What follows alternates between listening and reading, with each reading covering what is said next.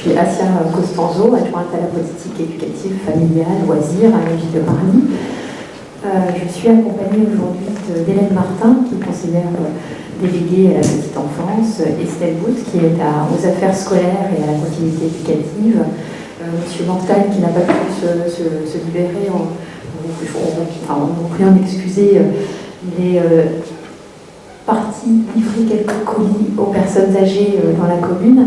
On est accompagné aussi de Cathy Dupierre, qui est la chef de pôle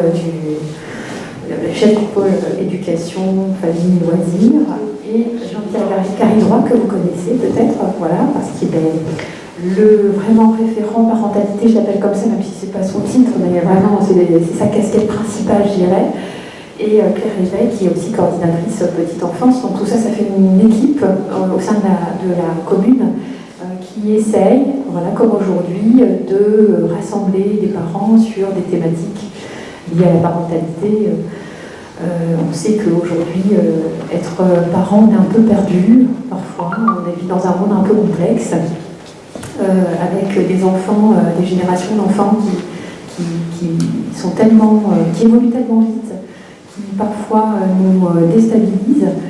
Et c'est le moment où on se pose, où on aborde les choses sans jugement, sans tomber dans les conseils faciles. Je discutais avec Madame Bethléem, que je remercie encore d'être là et de travailler pour la commune depuis quelques années et d'enrichir le parcours des parents, je veux dire comme ça, le parcours des parents, parce qu'on n'est pas un parent figé, on évolue dans le temps. C'est vrai que c'est assez compliqué aujourd'hui, et en plus dans le contexte sanitaire qui s'annonce, je sais que ça a dû aussi vous coûter ce matin, je vais vous dire, l'atmosphère est un peu morose, mais j'y vais certainement pour la bonne cause. Vous n'êtes pas, si vous êtes là, c'est vraiment venir rechercher quelque chose. Dans la commune, on a une politique assez bien construite. Sandrine Mouillon, qui est en train de nous filmer là-bas, elle est quand même au centre des choses, parce qu'elle fait partie c'est l'observatoire, c'est elle qui aiguille les parents quand ils sont à la recherche de solutions de garde. Elle travaille avec eux la solution de garde qui est la plus adaptée en fonction des besoins des parents. On essaye de mettre en place une politique parentalité qui est plus lisible sur la commune. Alors, j'en discutais avec Madame Dupierre, on va essayer de rendre les choses encore un peu plus lisibles avec des thématiques à l'année, une seule thématique à l'année, donc suffisamment riche pour pouvoir être développée et se varier, donc avec un temps fort de démarrage de la thématique, et puis un déroulé avec quelques petites conférences, quelques ateliers dans les lieux d'accueil aux fonds parents, en lien avec les relais assistantes maternelles, avec la perdriole, la petite enfance, ou encore avec les centres sociaux. Donc c'est notre ambition. On essaye de communiquer, et je pense que vous avez été informés par le portail famille. Voilà. On essaye aussi de communiquer par Facebook, par le site de la ville, et on est ravis de partager autant que possible ces moments avec vous. J'ai bien sûr oublié d'excuser Monsieur le maire, décidément, qui n'a pas pu être là aujourd'hui, qui m'avait demandé de faire cette introduction. Vous pouvez de l'excuser.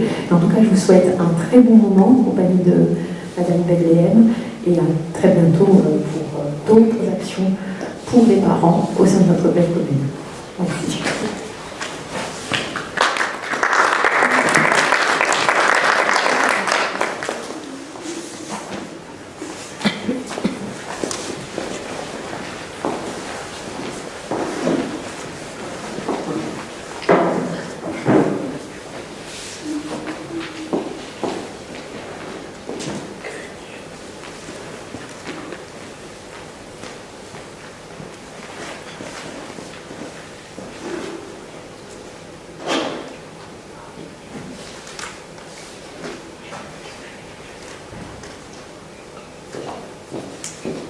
Mesdames et messieurs, bonjour, bienvenue chez Family Airlines. Je tenais à vous remercier ce matin d'être tous présents et d'être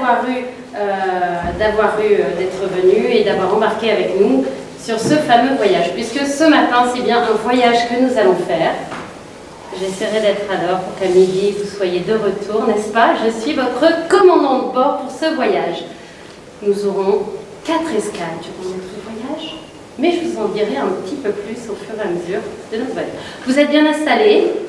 Je vais vous demander de mettre vos ceintures de sécurité, puisque le voyage peut comporter quelques petites turbulences, mais globalement, nous avons beau temps. Alors, nous allons donc voir, bien évidemment, avant le décollage, les quelques consignes de sécurité pour que tout se passe bien. Notamment, si nous traversons quelques zones de turbulence. Oui, parce que la destination, bien évidemment, ce voyage qui n'est en point une destination, nous allons faire un voyage au travers de la parentalité ce matin. Et c'est un sacré voyage, n'est-ce pas? Évidemment, dans ce voyage, il nous arrive parfois de traverser quelques zones de turbulence, et pour pouvoir traverser ces zones de turbulence, notamment dans ces consignes de sécurité. Alors, il est inutile de se mettre sur votre siège et de cacher votre tête, ça ne servira à rien. Il est inutile non plus d'utiliser le toboggan de secours, il n'y a aucune issue de secours dans cet avion. C'est pour la vie. Ouais. J'ai oublié de demander. Qui est parent ici? Tout le monde? Qui est futur parent? Madame, vraiment c'est un merveilleux voyage. J'espère que cette conférence vous apportera des clés encore plus de bonheur. On prend soin de madame, n'est-ce pas? Et il est inutile de se cacher. Voilà. Par contre, vous allez apprendre à mettre votre masque à oxygène. Donc sous votre... Non, vous n'en avez pas sous votre siège. Par contre, je vous invite à passer à la boutique après pour acheter votre masque à oxygène. Vous en aurez vraiment besoin. Je vais quand même vous apprendre comment on s'en sert. Très important le masque à oxygène. Très très important. Alors, bien évidemment, vous vous rappellerez que, avant toute chose, est-ce qu'on met le masque à votre enfant ou à la personne dépendante? Non, non, non. On met d'abord son masque à soi, à oxygène. C'est vrai, quand on est parent, ça ne coule pas de source, hein. On a tout de suite envie de sauver la vie à notre enfant. Mais je peux vous croire qu'en grave zone de turbulence, le temps qu'il gigote et que vous arriviez à lui mettre son masque à oxygène, tout le monde meurt. Donc rappelez-vous toujours de mettre votre masque à oxygène et ensuite vous pourrez aisément mettre le masque à oxygène. Bon, vous m'entendez moins bien, mais à votre enfant.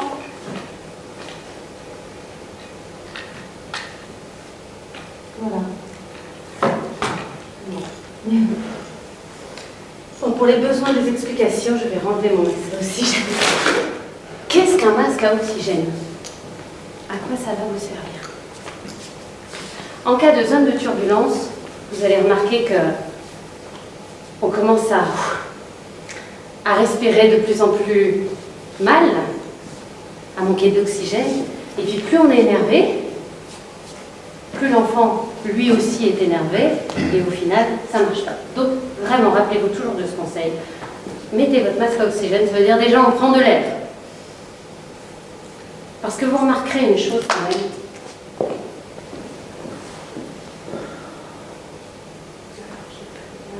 Je le dirai après. Une fois que vous avez bien maîtrisé le masque à oxygène, on a besoin d'un deuxième outil fondamental.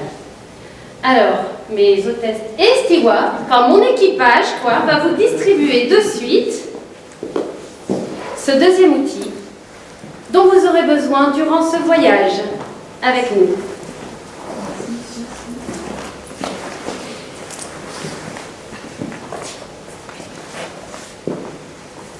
Il s'agit d'un GPS, très utile le GPS pour savoir où l'on va. Et c'est aussi un guide pour savoir ce qui se passe à l'intérieur de moi. J'ai nommé les émotions. C'est vrai, les émotions, on en parle énormément. C'est très fun à faire les émotions avec les enfants. La colère, la joie, c'est des petits trucs et tout, c'est trop rigolo. Mais en vrai, quand il s'agit de bien se confronter à l'émotion, tout de suite c'est une autre histoire. Alors, je vous invite pendant ce voyage, on jouera à quelques moments, et vous avez vu, il y a plusieurs couleurs. Il y a rouge pour la colère, il y a jaune pour la joie, bleu pour la tristesse, violet pour la peur. Et donc, à certains moments des escales, nous aurons des petits jeux, et c'est à ce moment-là où nous ferons appel à notre GPS. Bon, maintenant que vous avez votre GPS, on va pouvoir démarrer le voyage. Puisque notre meilleure ressource, bien sûr, c'est nous-mêmes. Ce GPS est à l'intérieur de nous. À chaque émotion, parce que là, vous voyez, on parle d'émotion. À chaque émotion se manifestent des sensations dans notre corps. Les émotions, c'est pas juste dans la tête. C'est pas, oh, juste, j'ai envie de goûter là maintenant, je ferais bien du boudin. Pas du tout. C'est que très souvent, il se passe quelque chose dans mon corps. Et je sens la tension qui peut monter. Je sens mon cœur qui s'accélère. Des fois, je sens que j'ai envie de crier, des choses comme ça. Et bien, c'est là où, en fait, les scientifiques ont découvert que chaque émotion avait des sensations bien particulières dans le corps. Et c'est ce que je vous inviterai durant tout le voyage un petit peu à aller explorer. Respecter les émotions d'un enfant, c'est lui permettre de se sentir qui il est et de prendre conscience de lui-même ici et maintenant. Et c'est aussi le placer en position de sujet. Bon, nous aussi, hein, on a été enfants, les émotions, ça ne s'arrête pas à un moment donné. Et je pense que dans notre vie de parents ou de futurs parents, nous rencontrons énormément d'émotions dans nos vies.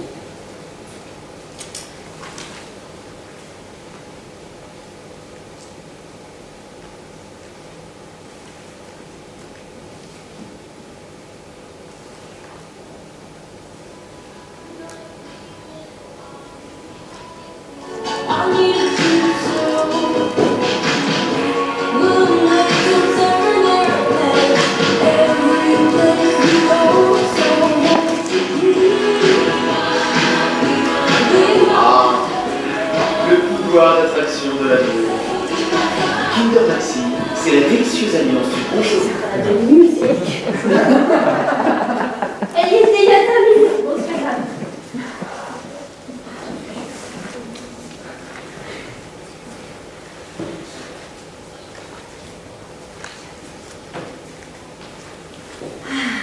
Parents, c'est juste extraordinaire.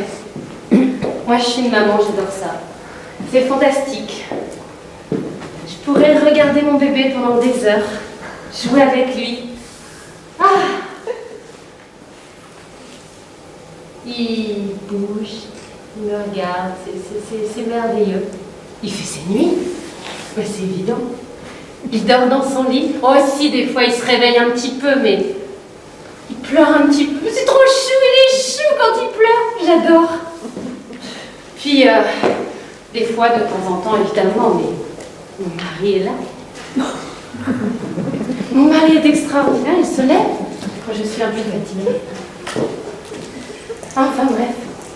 Et en plus, ça commence déjà. Et en plus, ce que j'aime aussi, c'est qu'après, quand il grandit, moi j'adore parce que quand je l'amène à l'école comme ça le matin, avec son petit sac, je le descends. Et puis, des fois, on va au supermarché aussi. Mais c'est trop chou parce que du coup, on apprend plein de trucs au supermarché. On fait sa petite liste et tout, on se balade dans les... Bon, alors ça, je sais pas. Après, je suis bien élevée, à vous, je peux le dire, hein.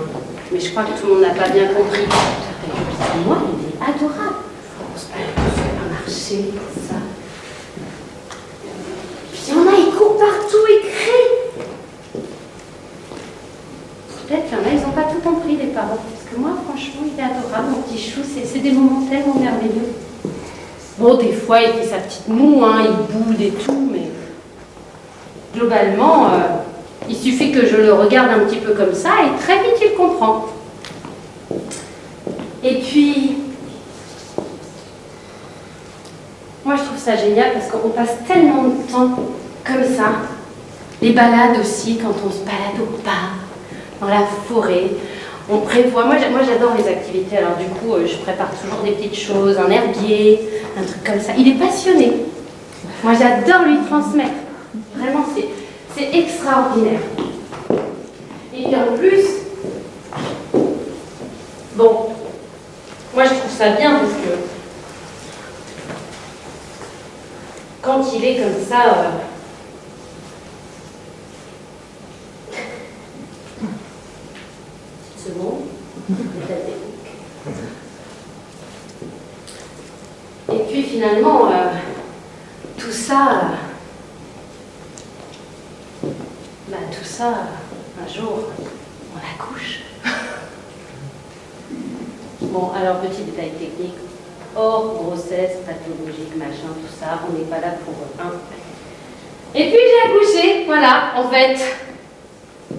Et là, tout de suite, c'était un peu moins parfait dans ma tête. Là, tout de suite, maintenant, il y a eu des choses un petit peu différentes, hein, légèrement différentes. Légèrement beaucoup différentes. Hein, les nuits, c'était un petit peu différent de ce que j'avais imaginé. Notamment cette espèce de brouillard, je ne sais pas pour vous, mais cette espèce de brouillard, au bout d'un moment, je ne savais plus combien de fois il avait mangé, les biberons, enfin c'était un truc de dingue. Et des fois aussi, j'entendais ronfler plutôt qu'autre chose à côté de moi. Donc c'était pas évident. Mais bon, une fois qu'on a eu parti, on s'est dit c'est normal, il n'y a pas de souci, tout va bien. Et puis à ce moment-là, d'ailleurs, tiens, nous allons faire une petite escale à cette partie. Bon, on dit au revoir à la famille Kinder. Hein. Manger du Kinder n'a jamais résolu les problèmes, je peux vous le dire. Nous allons donc passer dans notre première escale. Le pays de la dépendance. C'est comme ça qu'on appelle ce premier continent. Notre bébé, il a entre 0 et 18 mois à peu près. Enfin, 1 an, on va dire. 0 et 1 an. 0 à 1 an, la dépendance. C'est-à-dire que votre bébé, quand vous le posez... alors, on disait que c'était un petit couffin bien douillé. Voilà. Quand vous le posez dessus, qu'est-ce qui se passe pour lui? Qu'est-ce qu'il peut faire? Hein? Rien. Il ne peut rien faire en fait. Hein? On est d'accord. Ben oui, quand il était dans mon petit ventre, que tout se passait merveilleusement bien. Il était contenu. Il était touché, il ressent, enfin voilà. Est-ce qu'il avait faim ou froid? Ben non, puisqu'il est nourri. Il n'a absolument pas de problème de climatisation à l'intérieur, tout se passe bien. Et puis du jour au lendemain, l'accouchement arrive, et là, que se passe-t-il? Ben oui, ce petit être, en fait, il n'est plus contenu naturellement, et il commence à sentir des trucs à l'intérieur de lui. Ben oui, parce que, vous avez vu, je n'ai pas accouché avec le mode d'emploi, ni même avec une baguette magique, rien du tout. Il est venu tout seul, comme ça. Et alors, mon job maintenant, c'est de comprendre qu'est-ce qui lui arrive à chaque instant. Et dans son petit corps, on a parlé tout à l'heure des sensations, dans son petit corps, tout d'un coup, il va commencer à sentir, par exemple, un truc dans son ventre. Par exemple, la faim. Il ne sait pas forcément que c'est la faim. Donc il va se mettre à pleurer au bout d'un moment parce qu'il a faim. Et puis nous, bah, comme on est super, oh là là, tu as faim mon petit chou, on essaye et tout. Et puis si ça marche, il s'arrête de pleurer, c'est trop génial. Puis à un autre moment, il a les fesses toutes sales, sa couche est sale, donc hop, on change la couche, puis ça marche. Puis il y a des fois, on a changé la couche, il a mangé, on l'a bercé, puis ça marche toujours pas, il continue de pleurer. Masque à oxygène, rappelez-vous. Parce qu'à ce moment-là, nous, on ne comprend pas ce qui se passe pour lui. Est-ce pour autant qu'il ne se passe rien pour lui? Moi, je me rappelle un peu de cette scène que j'ai vécue, qui était atroce, c'était avant de savoir tout ce que je sais. aujourd'hui et avant de comprendre certaines choses. Il pleurait, il pleurait, il pleurait, il pleurait. J'avais tout essayé. C'est un titre d'un livre comme ça. J'ai tout essayé. Tout essayé. Et du coup, mes nerfs étaient là, légèrement, comment je vais dire, à bout. Je redescends. Et qui était chez moi à ce moment-là? Ma belle-mère. J'adore ma belle-mère. Ça tombe bien, elle n'est pas là. Merde, je suis filmée. On ne lui montrera pas. Pas grave. Et elle me dit, non mais tu sais, Manu, il y a un moment donné, il faut laisser pleurer. C'est important. Bon, elle ne m'a pas sorti le truc qui fait ses poumons. Ça, c'était encore avant. Elle dit, si tu ne le laisses pas pleurer, tu ne te rends pas compte qu'à chaque fois que tu montes, il arrête. Donc tu vois bien. Il y a un moment donné, tu vois, ça va être dur un petit peu, mais après, il faut laisser pleurer. Ce que j'ai fait, histoire vraie. Mon cœur a été déchiré. Hein. J'ai été explosée de le laisser pleurer. Mais j'étais tellement démunie, à bout, j'étais entre eux, j'ai envie de l'étriper, mon gamin, et je l'aime à mourir. C'est une sensation que seuls les parents connaissent. Que dans ta phase de période kinder, tu n'avais pas imaginé ça, ça ne faisait pas partie du scénario. C'est après que tu comprends ce genre de choses.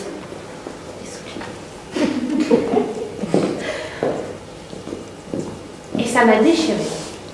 Et si je m'en souviens bien, c'est que maintenant que je connais un petit peu les conséquences et ce qui se passait pour lui à ce moment-là, si j'avais su, évidemment que j'aurais pas fait du tout ce que j'aurais fait à cette époque-là, ce que j'ai fait à cette époque-là. Donc en fait, ce petit bonhomme, c'est vrai ça.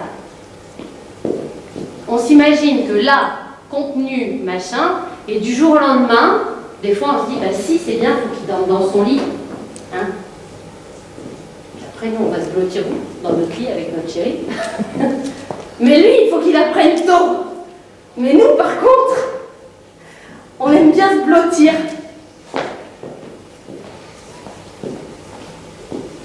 Et bien, on va voir tous les besoins qu'ont les petits loups à ce moment-là. Qu'est-ce qui se passe pour eux? En fait, il est totalement dépendant de nous, le nourrisson. Aussi bien pour la nourriture que pour l'hygiène, que pour le confort, pour tout, il est dépendant de nous. On ne se rend pas compte, hein. Mais si on s'imaginait 2 secondes être alité et que tous nos besoins passent par quelqu'un d'autre, vous imaginez un peu le truc? Il faut savoir que le nouveau-né, quand on dit qu'il est égocentrique, ça veut dire qu'il n'a pas la conscience encore dans son petit cerveau, qui ne pèse à peu près que 400 grammes, n'est-ce pas? On peut dire qu'il n'est pas fini, mais c'est un vrai être humain. C'est en termes de connexion, en fait. Son cerveau, il n'a pas encore fini de maturer et il va grossir jusqu'à 1 kg sur la première année. Et quand on dit qu'un bébé, il grandit beaucoup, c'est surtout que son cerveau, il va vraiment maturer énormément, notamment cette première année, évidemment les autres ensuite, hein, mais dans cette première année, il se passe énormément de choses. Parce que s'il naissait avec un cerveau complètement maturé, bah, il ne passerait plus, en fait. C'est purement physiologique. Et donc, il n'a pas conscience, il n'est pas séparé. Lui et le monde ne font qu'un. Donc, pour lui, tout ça, c'est compliqué de gérer. C'est-à-dire que si, par exemple, il y a du stress environnant, s'il y a quelque chose qui ne va pas, si on ne répond pas à son besoin à un moment donné, ça veut dire que lui, il se sent comment? Imaginez, par exemple, vous avez faim, très très fort, et vous ne pouvez pas, déjà vous n'avez pas forcément conscience que vous avez faim, mais en fait, du coup, vous avez cette sensation douloureuse, enfin, cette sensation désagréable qui devient douloureuse avec le temps, et que personne ne vous apporte à manger. Qu'est-ce qui finit par se passer? Bah, tenez avec vos petits papiers. À votre avis, qu'est-ce que peut vivre dans son corps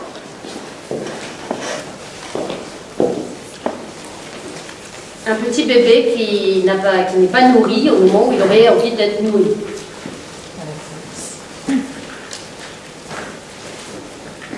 Alors, lequel vous levez? Alors, c'est comme un jeu de vote. Rouge, bleu, rouge.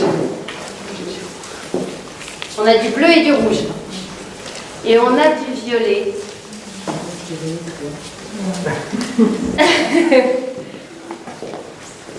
Alors, du rouge, de la colère. Oui, la colère, c'est l'énergie de la vie. On va le voir au fur et à mesure. Je ne vous ai pas présenté les émotions parce que je voulais vous les expliquer au fur et à mesure. La colère, c'est quoi? La colère, ça commence à là où je ne suis pas d'accord, où il se passe quelque chose. C'est en lien avec moi. Contrairement à ce qu'on pense, ce n'est pas en lien avec vous, c'est en lien avec moi. On n'est pas en colère pour les mêmes choses. Une fois si, mais c'est en lien avec ce que je sens moi, quand je sens mon corps que ça chauffe, que c'est parce que je ne suis pas d'accord, je ne suis pas contente, il y a quelque chose qui ne me va pas à moi dans ce que l'environnement me propose, évidemment. Donc il peut sentir de la colère, parce que là il a faim, il a des sensations désagréables, il veut que ça s'arrête. Il peut aussi sentir la peur. Parce que c'est un peu flippant quand même, hein. J'ai un truc, je manifeste mon besoin, et visiblement ce monde n'a pas l'air de piger quelque chose. Donc, oui, ça fait peur. Quant à la tristesse, c'est autre chose. Là, on ressent la tristesse, et souvent on peut, et c'est ça qui peut nous arriver à nous adultes, c'est que notre GPS, il n'est pas toujours bien réglé, il s'est déréglé. On verra comment. La tristesse, c'est en lien avec la séparation, avec la perte. Par exemple, j'ai perdu mon doudou, je peux être en colère parce que j'ai envie de mon doudou maintenant, mais je peux sentir la tristesse d'être séparée de lui. Mes parents m'ont déposé à la crèche, à l'école, chez ma nounou ce matin, je peux sentir de la tristesse d'être séparée de mes parents. C'est ça, la tristesse. Donc là, je pense que le bébé, quand il sent une sensation qu'il est incompris ou qu'il ne peut pas être nourri dans son besoin à l'instant T, il peut sentir de la colère et de la peur. Vous voyez ? Il y a un proverbe africain comme ça qui dit qu'il faut tout un village en entier pour élever un enfant. Mais tellement parce que sommes-nous capables de répondre à la totalité des enfants, des besoins d'un enfant, d'un nourrisson? Aucun être humain ne peut gérer seul la totalité des besoins d'un enfant, surtout d'un nourrisson, parce que lui, il a énormément de besoins, il a besoin d'être contenu. La première année, ce qui est vital pour un enfant, c'est le toucher et le contact. Parce que vous doutez bien qu'il ne fait pas encore des dissertations de philosophie, cet enfant. Et nous, ce qu'on aime bien faire en tant qu'adulte, ou surtout ce qu'on a été appris à faire et ce qui nous vient naturellement, c'est qu'on veut tout expliquer. Mon petit chouchou, tu vois bien, je suis en train de faire ton biberon, il chauffe. Bon, j'ai essayé, il continue de pleurer quand même, hein, alors que ça fait 15 fois qu'il voit que je prépare le truc, que ça va arriver dans quelques secondes. Donc le nouveau-né, tout passe par son corps. Donc ça va être important la manière dont je le tiens, la manière dont... Donc la base de sécurité, c'est toujours derrière, c'est là ici. Le groupe 6 là. C'est la base de sécurité d'un enfant. Donc évidemment, la tête, le portage et tout ça. Donc c'est vraiment le portage, c'est vraiment de nourrir ses besoins quand le mieux qu'on puisse, au moment où il en a besoin. Et c'est pour ça que c'est chouette d'être plusieurs. Parce qu'on arrive tous à un moment où c'est difficile de répondre aux besoins de notre nourrisson. Quand il a bien pleuré, qu'on n'a pas compris. Voilà. Donc, vous voyez, son premier besoin, c'est la sécurité. Et puis, c'est aussi, bon, ça, je vous ferai après, besoin de conformisme et que les choses restent à leur place. Ça parle de quoi? Ça parle que le nourrisson, il est en train vraiment de construire tout son petit cerveau et de construire comment ça fonctionne, le monde. Donc, c'est-à-dire que quand il arrive dans un environnement, ben, il fait connaissance avec vous, avec la pièce. Si tout est toujours en train de changer tout le temps, ça veut dire qu'à chaque fois, il recommence à câbler ce qui se passe. Donc c'est vraiment important d'avoir conscience de ce rythme-là. C'est vraiment important d'avoir conscience que lui, il a vraiment un rythme très lent dans son intérieur. Évidemment, on a de la chance parce que nos scientifiques Et puis tous ceux qui font la recherche aujourd'hui, parce que tout ça s'est rendu possible, ces connaissances, parce que c'est vrai quand même qu'avant on était quand même sur cette grosse croyance qui était que les enfants font des caprices, qu'il faut les cadrer, enfin c'est pas les cadrer, il faut poser des limites pour pas qu'ils deviennent rois. Et on n'allait pas plus loin que ça. Aujourd'hui, ce qui est merveilleux, grâce à la nouvelle technologie, ils ont sorti les IRM aujourd'hui, on a les neurosciences affectives qui nous permettent de découvrir énormément de choses et de mieux comprendre. De mieux comprendre qu'est-ce qui se passe dans le corps et dans le cœur et dans la tête d'un petit nourrisson et d'un enfant, qui va nous aider à développer quelques outils. Pour nous, déjà, parce que vous l'aurez compris, plus on va bien prendre soin de nous, mieux ça sera facile de prendre soin de nos enfants. Et donc, il y en a une qui disait qu'il faut à peu près répondre à la moitié des besoins d'un enfant qui grandissent en sécurité. C'est quand même pas mal, on a de la marge. On peut quand même s'enlever un peu de pression sur le fait qu'à un moment donné, on ait confondu la couche et le biberon ou... Enfin non, pas nous, nos maris, évidemment. Pardon, messieurs. Notre belle-mère, hein. Donc, qu'est-ce qui câble là? Je vous ai mis la confiance parce qu'en fait, le développement de l'enfant, c'est un développement du corps, bien évidemment, mais c'est un développement de notre monde intérieur. Et du coup, de la confiance en soi. Vous savez, on parle beaucoup de confiance en soi, c'est bien d'avoir confiance en soi. Mais en fait, elle se construit dès tout petit et à différents endroits, en fait. C'est pas une confiance en soi. Là, c'est la confiance du nourrisson jusqu'à 18 mois, c'est vraiment la confiance de je suis bien dans ce monde, je suis en sécurité. C'est-à-dire qu'à un moment donné, le monde répond à mes besoins d'une manière ou d'une autre, via mes parents, via les professionnels qui prennent soin de moi, via ma famille. Et globalement, ce que je suis en train de mettre à l'intérieur de moi, c'est j'ai le droit d'exister et je suis important pour vous.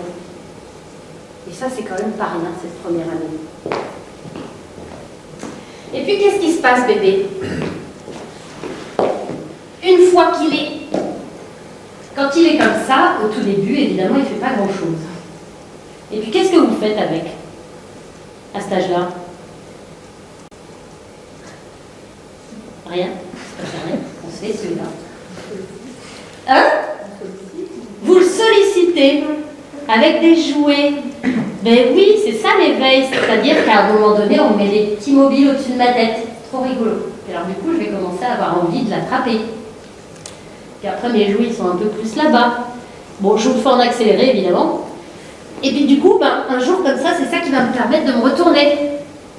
Et puis, je vais passer de plusieurs positions. Et puis après, je vais commencer à pousser sur mes bras. Et puis, jusqu'à me mettre comme ça. Et puis, va arriver les premiers déplacements, n'est-ce pas? Comme si... Ou même le quatre-pattes, au bout d'un moment. Et qu'est-ce qui se passe au niveau du quatre-pattes après? Qu'est-ce qu'on remarque à cette époque-là? Le commandant de bord nous indique notre deuxième escale. Merci, commandant de bord. Je vais mettre après ça. Donc, qu'est-ce qui se passe quand l'enfant commence à gambader partout? On s'attrape les objets. Oui, il commence à attraper tous les objets. Il va voir. C'est trop bien ça. Ah, c'est trop bien ça. Mais est-ce qu'il choisit les objets seulement qu'il a le droit de toucher? Ce serait quoi? Ah, bah oui. Il ne comprend pas les codes de ce qu'il a le droit ou il n'a pas le droit. C'est terrible, hein? Et nous, qu'est-ce qu'on dit souvent à ce moment-là, dans cette période-là? Quoi ça? Non, touche pas. Non, touche pas. Mais je te l'ai déjà dit. Tu vois, ça, tu peux, ça, tu peux, ça. Il comprend? Rien du tout. Rien du tout, on est d'accord. Donc, il continue de toucher. Bienvenue dans notre seconde escale. Deuxième escale. Oui, j'ai choisi le désert, parce que moi, j'ai trouvé que des fois, c'est un peu traversé du désert, cette partie-là. Je sais pas pour vous, hein, mais bon, voilà. C'est mon inspiration du moment. Bienvenue sur le continent de la contre-dépendance. Ce petit show que nous nous sommes amusés à affubler de toutes les tenues merveilleuses qui me faisaient plaisir. Qui a déjà acheté le pyjama de Noël à ses enfants? Ouais, on est d'accord.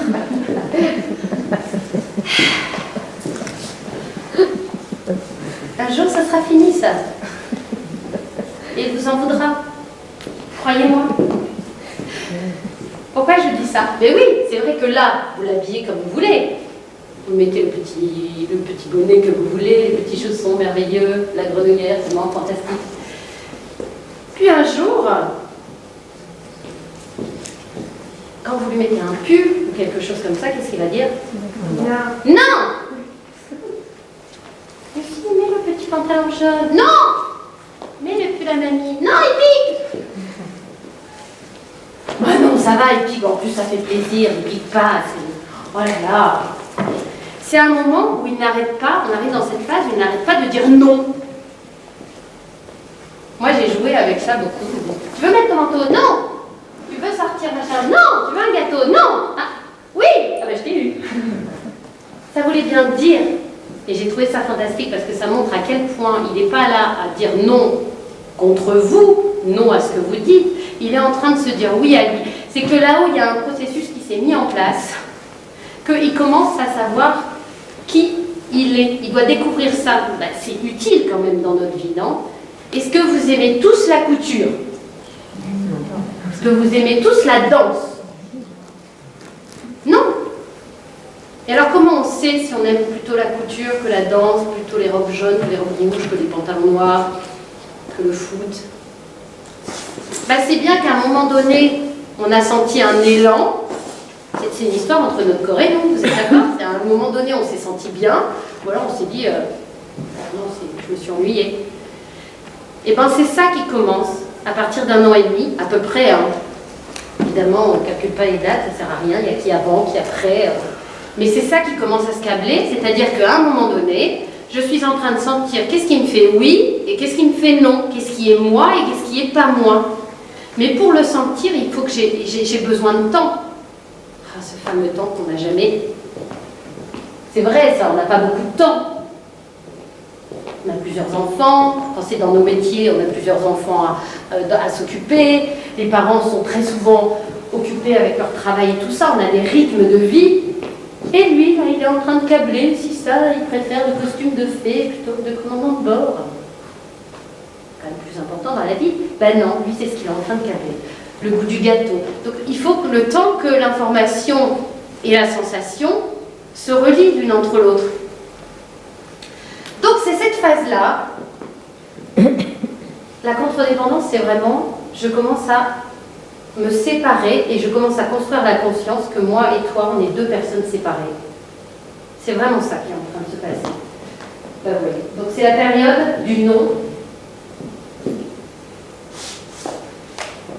La relation, c'est ça, elle est interactive en fait. C'est-à-dire que là, pour de vrai, enfin déjà avant, mais je veux dire là, il commence à se mettre en position de sujet. C'est tellement important de se sentir sujet de sa vie, acteur de sa vie.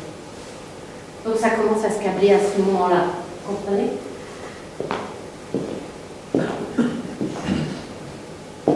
Donc c'est une période où vraiment il apprend la colère.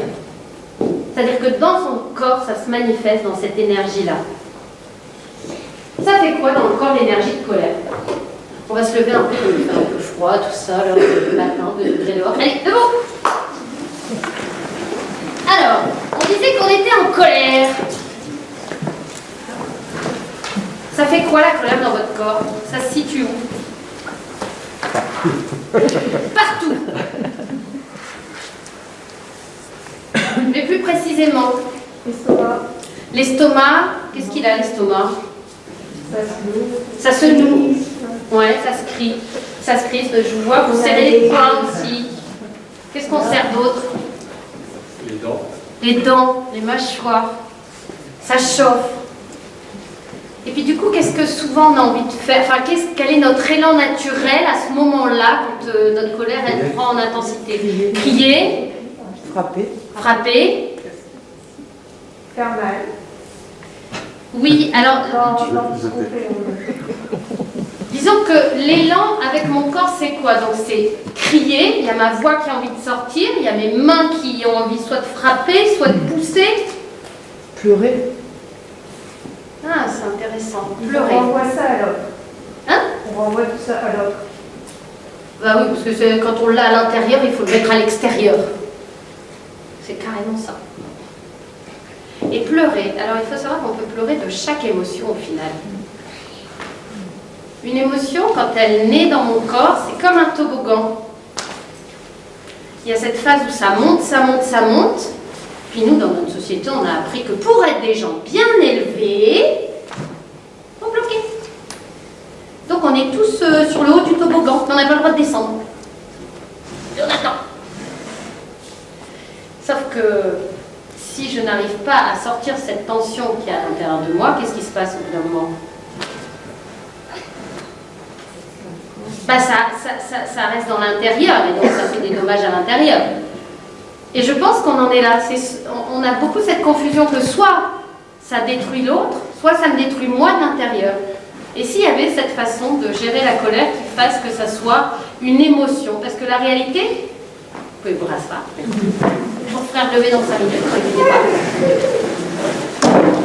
Et si l'émotion de la colère, c'était cette émotion de la relation, pour encore plus de liens entre nous, pour encore plus d'authenticité entre nous et de complicité.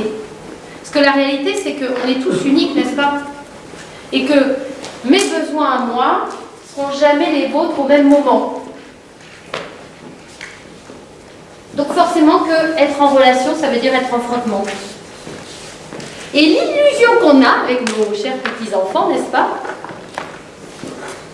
C'est que comme nous, on est les parents ou les professionnels, et que ce sont les enfants, bah, nous, on a tout à leur apprendre, à machin. Et donc, des fois, peut-être, soit on n'a pas le temps de prendre soin de cette émotion, ni de la nôtre, ni de la leur, soit on a expliqué 12 millions de fois, au bout d'un moment, stop, et du coup, on ne sait pas quoi faire de cette colère. Donc, comment on fait avec une colère? Ce sera le premier outil de cette conférence. Comment on fait avec une colère quand moi j'ai une colère? Oui, parce que souvent, au départ, c'est soit mon enfant qui a une colère, soit moi. C'est-à-dire qu'on n'est pas d'accord que là, moi, j'ai décidé qu'il était l'heure de sortir pour X raison, et lui, il ne peut pas sortir. Donc, moi, au départ, je n'étais pas en colère. Hein. J'ai tout préparé pour qu'on sorte. J'ai voulu qu'il mette son petit manteau. Et là, il avait décidé de ne pas mettre son petit manteau. Alors, comment on fait? On se pose. On se pose? Ce serait ça l'idéal, pouvoir se poser. Oui, c'est pour ça que j'ai gardé mon costume de fée. Mon petit chéri d'amour. Tu sais, j'ai besoin de sortir. Car nous avons rendez-vous chez le pédiatre. Et le pédiatre n'attend pas. Oui, je sais, tu n'as pas du tout envie de sortir là maintenant. Mais pourquoi il va bien falloir y aller. Bon, j'ai essayé, hein. Ça ne marche pas du tout. Ça, c'est ce que j'avais lu dans le livre, page 12, de Au cœur des émotions de l'enfant, que vous trouvez sur cette table là-bas. C'est très bien écrit. Donc, j'ai adoré le livre. D'ailleurs, je me suis formée chez elle tellement j'ai adoré ce qu'elle disait. Bon, il m'a fallu un peu de pratique avant que ça fonctionne bien. Beaucoup même, j'ai envie de dire. Et d'ailleurs, même aujourd'hui, ça ne fonctionne pas tous les jours, hein, je peux vous le garantir. Mais beaucoup de fois quand même. C'est ça qui est sympa. Ben, c'est-à-dire que là, à un moment donné, il ne veut pas sortir. Déjà, il a le droit de ne pas avoir envie de sortir, c'est vrai. Son besoin n'est pas obligé d'être le même que le mien au moment où moi j'ai un autre besoin. Puis à un moment donné, quand même, il va falloir que moi, si j'ai besoin de sortir et que ça ne peut pas être débordé, nous allons quand même sortir. Donc la solution, elle est où? Ben, c'est que moi, je remets ma casquette. J'ai combien? Elle est là, elle est devant. Je suis bordélique, hein, de bonheur. Hop. Alors, imaginez bazar avec les enfants. Hein. Bref. il va falloir remettre votre casquette de commandant de bord, c'est-à-dire il n'a pas envie de venir, mais je peux accueillir qu'il n'a pas envie de venir, mais qu'il ira quand même. Même s'il n'est pas tout à fait souriant et en costume de fée pour venir dans la voiture, quoique des fois le costume de fée, ça fait venir l'enfant dans la voiture, sachez-le. Mais pour ça, il faut combattre notre ennemi numéro 1.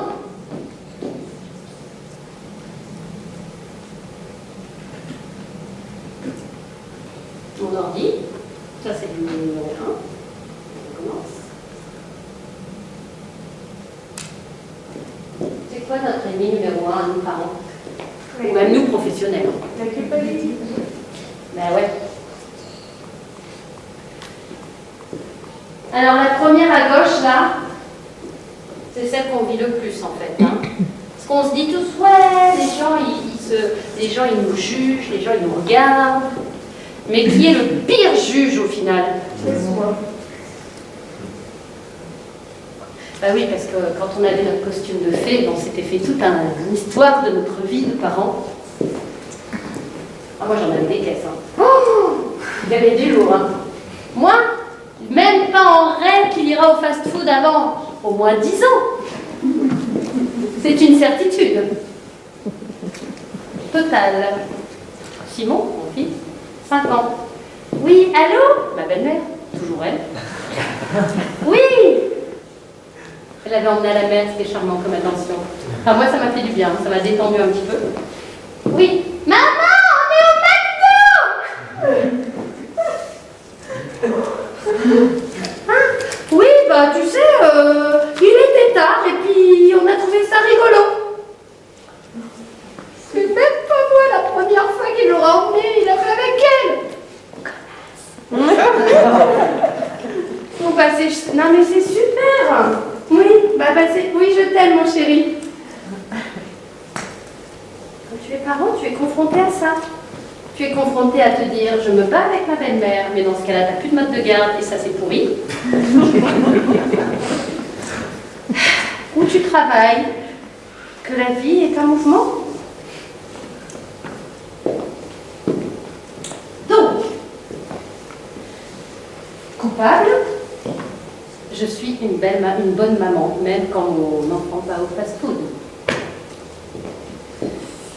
Mais, le jugement des autres. Ah, il est retors celui-là. Hein. Parce qu'en costume de fée, ah là là, je ne sais pas du tout comment ils font pour que leur gamin court partout la honte. Moi, jamais il me fera ça, mon enfant. Jamais de la vie. Parce que moi, franchement, déjà, j'aurais prévu avant. Et puis après, s'il me fait ça, il ne le fera qu'une fois dans sa vie. Hein. C'est très clair. Réalité?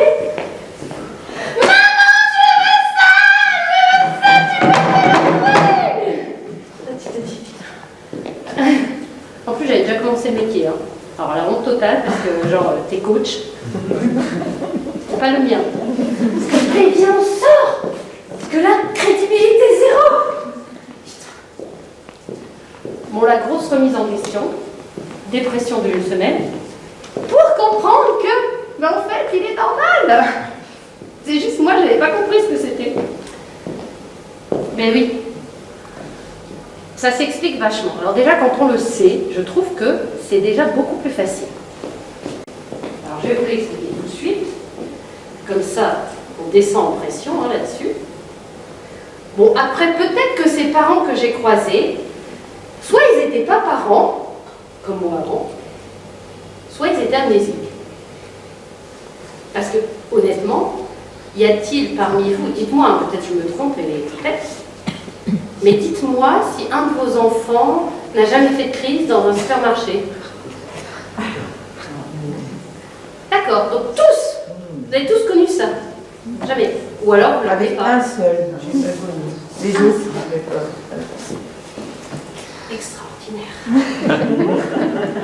Mais il fait quoi? Non, vous voulez prendre ma place, pitié. C'était un enfant modèle. Oh là là! Comme sa maman. Comme ça, maman. Bon alors très vite, je vous fais le petit brief là-dessus parce que je pense que ça va nous faire du bien.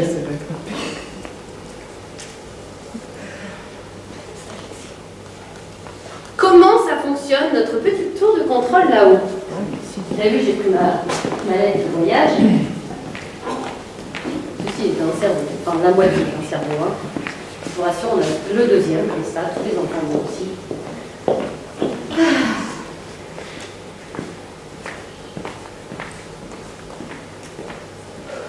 Il est composé de plusieurs parties.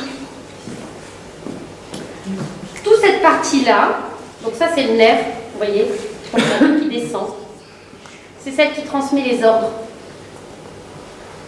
Et puis là, cette partie rose-là, donc ça c'est le reptilien. C'est tout ce qui concerne les fonctions vitales autonomes. Par exemple, quand je respire, je ne dis pas « tiens, tu peux respirer ».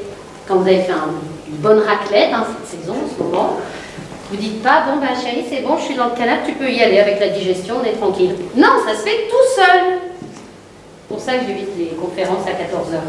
Enfin, bon timing. Je peux rien contre le cerveau. Donc ça veut dire que le reptilien, c'est cligner des yeux, c'est respirer, c'est tout ça. Puis ensuite, on a la partie émotionnelle. C'est la deuxième partie, c'est le siège des émotions fortes, notamment colère et peur. Et vous voyez, il y a la structure des amygdales, il y en a deux dans le cerveau, rien à voir avec la gorge. Hein. Les amygdales, c'est vraiment comme des détecteurs, des radars à danger, c'est-à-dire qu'ils scannent en permanence l'environnement et ils nous informent d'un danger, si danger il y a. Par exemple, je ne sais pas si tout d'un coup quelqu'un, un pitbull surgissait de cette pièce, on ne serait pas là en train de débattre si la dame à l'accueil a un pitbull apprivoisé, si quelqu'un est ceinture noire ou dresseur de chiens ou de fauves. Non, il y a de fortes chances que si cette porte s'ouvre, déjà c'est moi en première ligne, il y en a qui monteraient sur leur chaise, il y en a qui crieraient. Vers là-bas, je suis sûre, elle s'enfuit là-bas par la porte. C'est ça qui se passe. C'est-à-dire que là, il y a quelque chose qui se fait en immédiat. Et la troisième partie, les fonctions supérieures, notamment la partie préfrontale qui est juste derrière notre front. Cette partie-là, c'est le siège justement du raisonnement. C'est le siège de la décision. C'est je mesure le pour et le contre. Je fais le lien avec les conséquences. Je raisonne. C'est vraiment le siège de ça. Quand les amygdales se déclenchent, cette partie-là, elle n'est absolument pas accessible. Donc, qu'est-ce qui se passe quand ça se déclenche? C'est-à-dire qu'il y a un événement qui est capté par nos amygdales. Il y a donc trois réactions. On appelle ça le stress. Soit l'attaque, soit la fuite, soit le figement. Ça, ce sont les trois réactions de stress. Ben, finalement, on n'a peut-être pas des pitbulls tous les jours dans nos vies,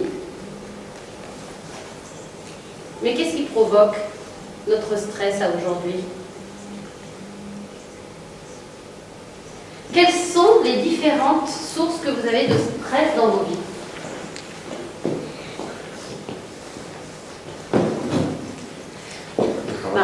Pardon? Le travail. Ben oui. La pression du temps, des fois. Le fait d'avoir un rendez-vous, d'avoir des timings très serrés. Qu'est-ce qu'il y a d'autre? Toutes les sources de stress. Et puis justement, cet enfant qui à un moment donné, dans cette phase-là où il dit non, il ne veut pas, où il n'est pas d'accord, ben finalement, tout ça, ça fait monter mon stress. Et du coup, je bascule en soit attaque. Si je ne peux pas attaquer, alors ça, c'est vraiment très primaire, hein, c'est Cro-Magnon, il était bien câblé pour aller chasser. Bon, nous, on n'a plus besoin de chasser, mais quand même, on est fait de cette même structure interne. C'est-à-dire que soit j'attaque, et si je ne peux pas attaquer, bah, par exemple, c'est comme en voiture, quand tu roules tranquillement, que quelqu'un te fait une queue de poisson, que tu as envie de piler, de sortir de ta voiture et d'attaquer, mais que tu vois qu'ils sont 4 énormes, et que tu rentres dans ta voiture. Ça se fait automatiquement. quand tu ne peux pas attaquer, tu fuis. Et si tu ne peux ni attaquer ni fuir, Tu figes. et ben c'est là où ça se fige. Ça vous rappelle pas un truc avec les enfants, ça par hasard?